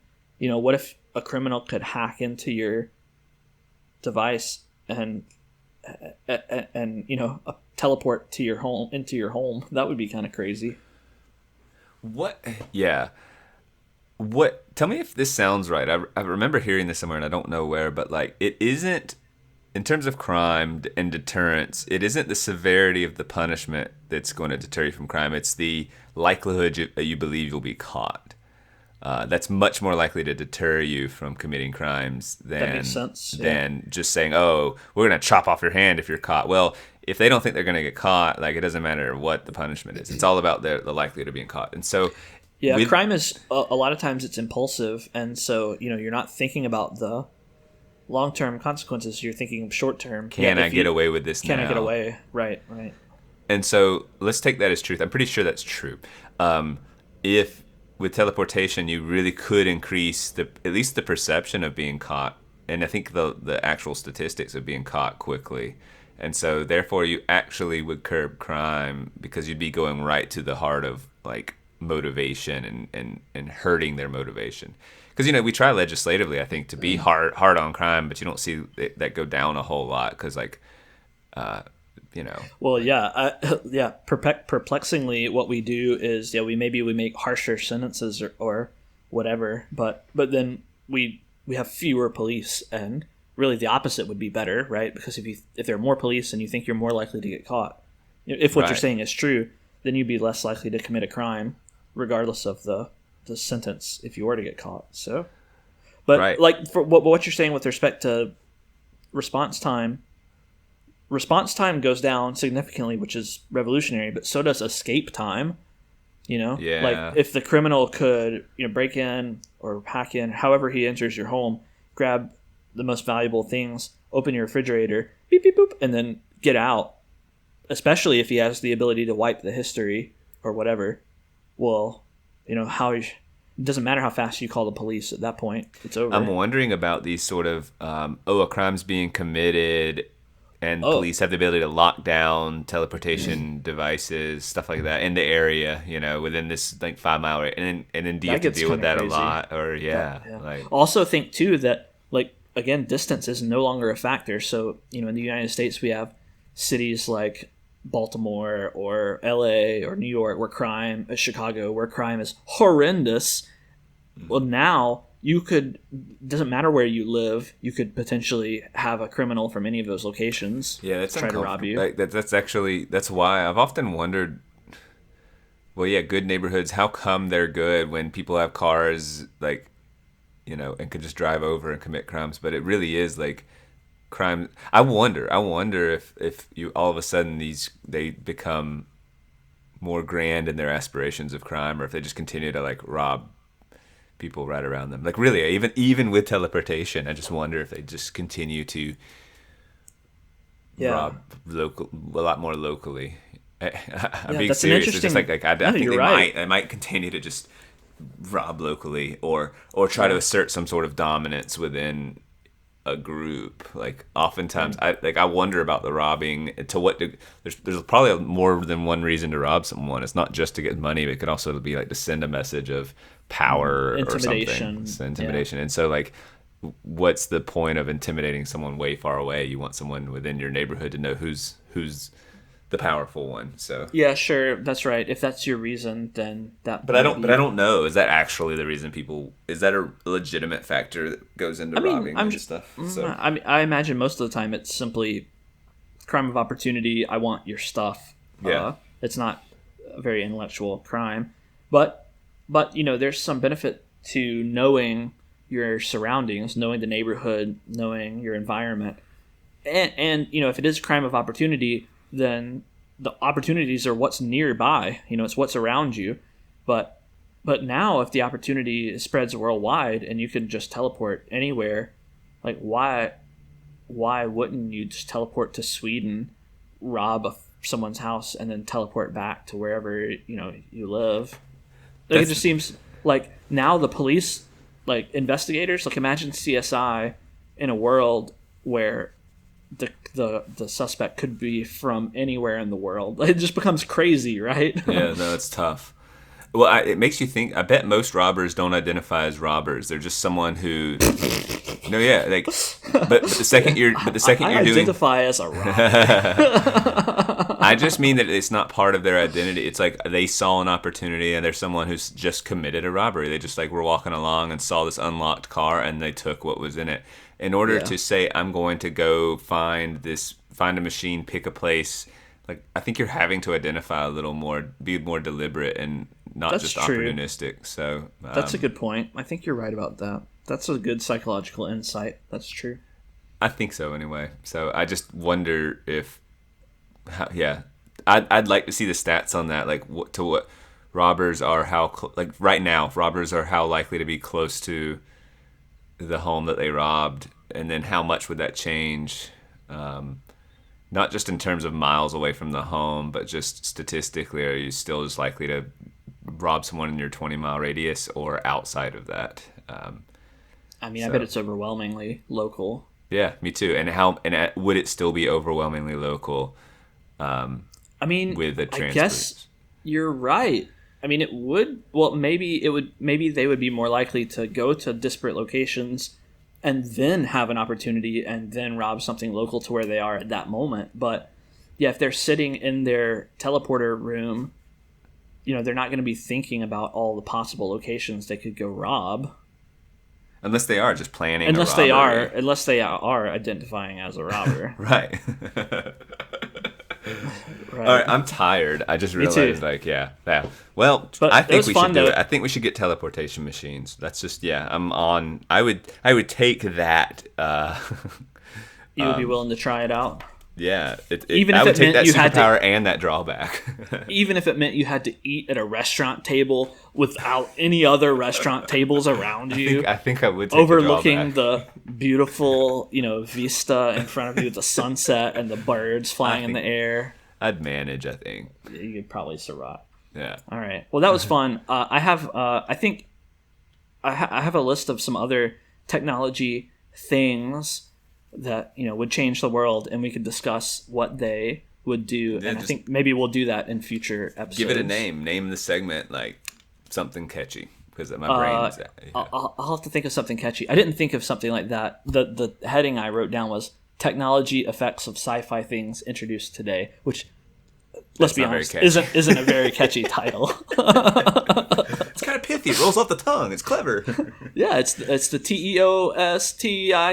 Yeah. The TEOSTIT. I said, did you say TIT at the end? Yeah, I did. TEOSTIT.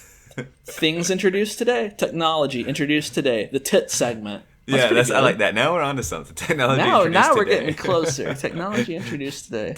Ready for some tits? Ready for some It's time for tit.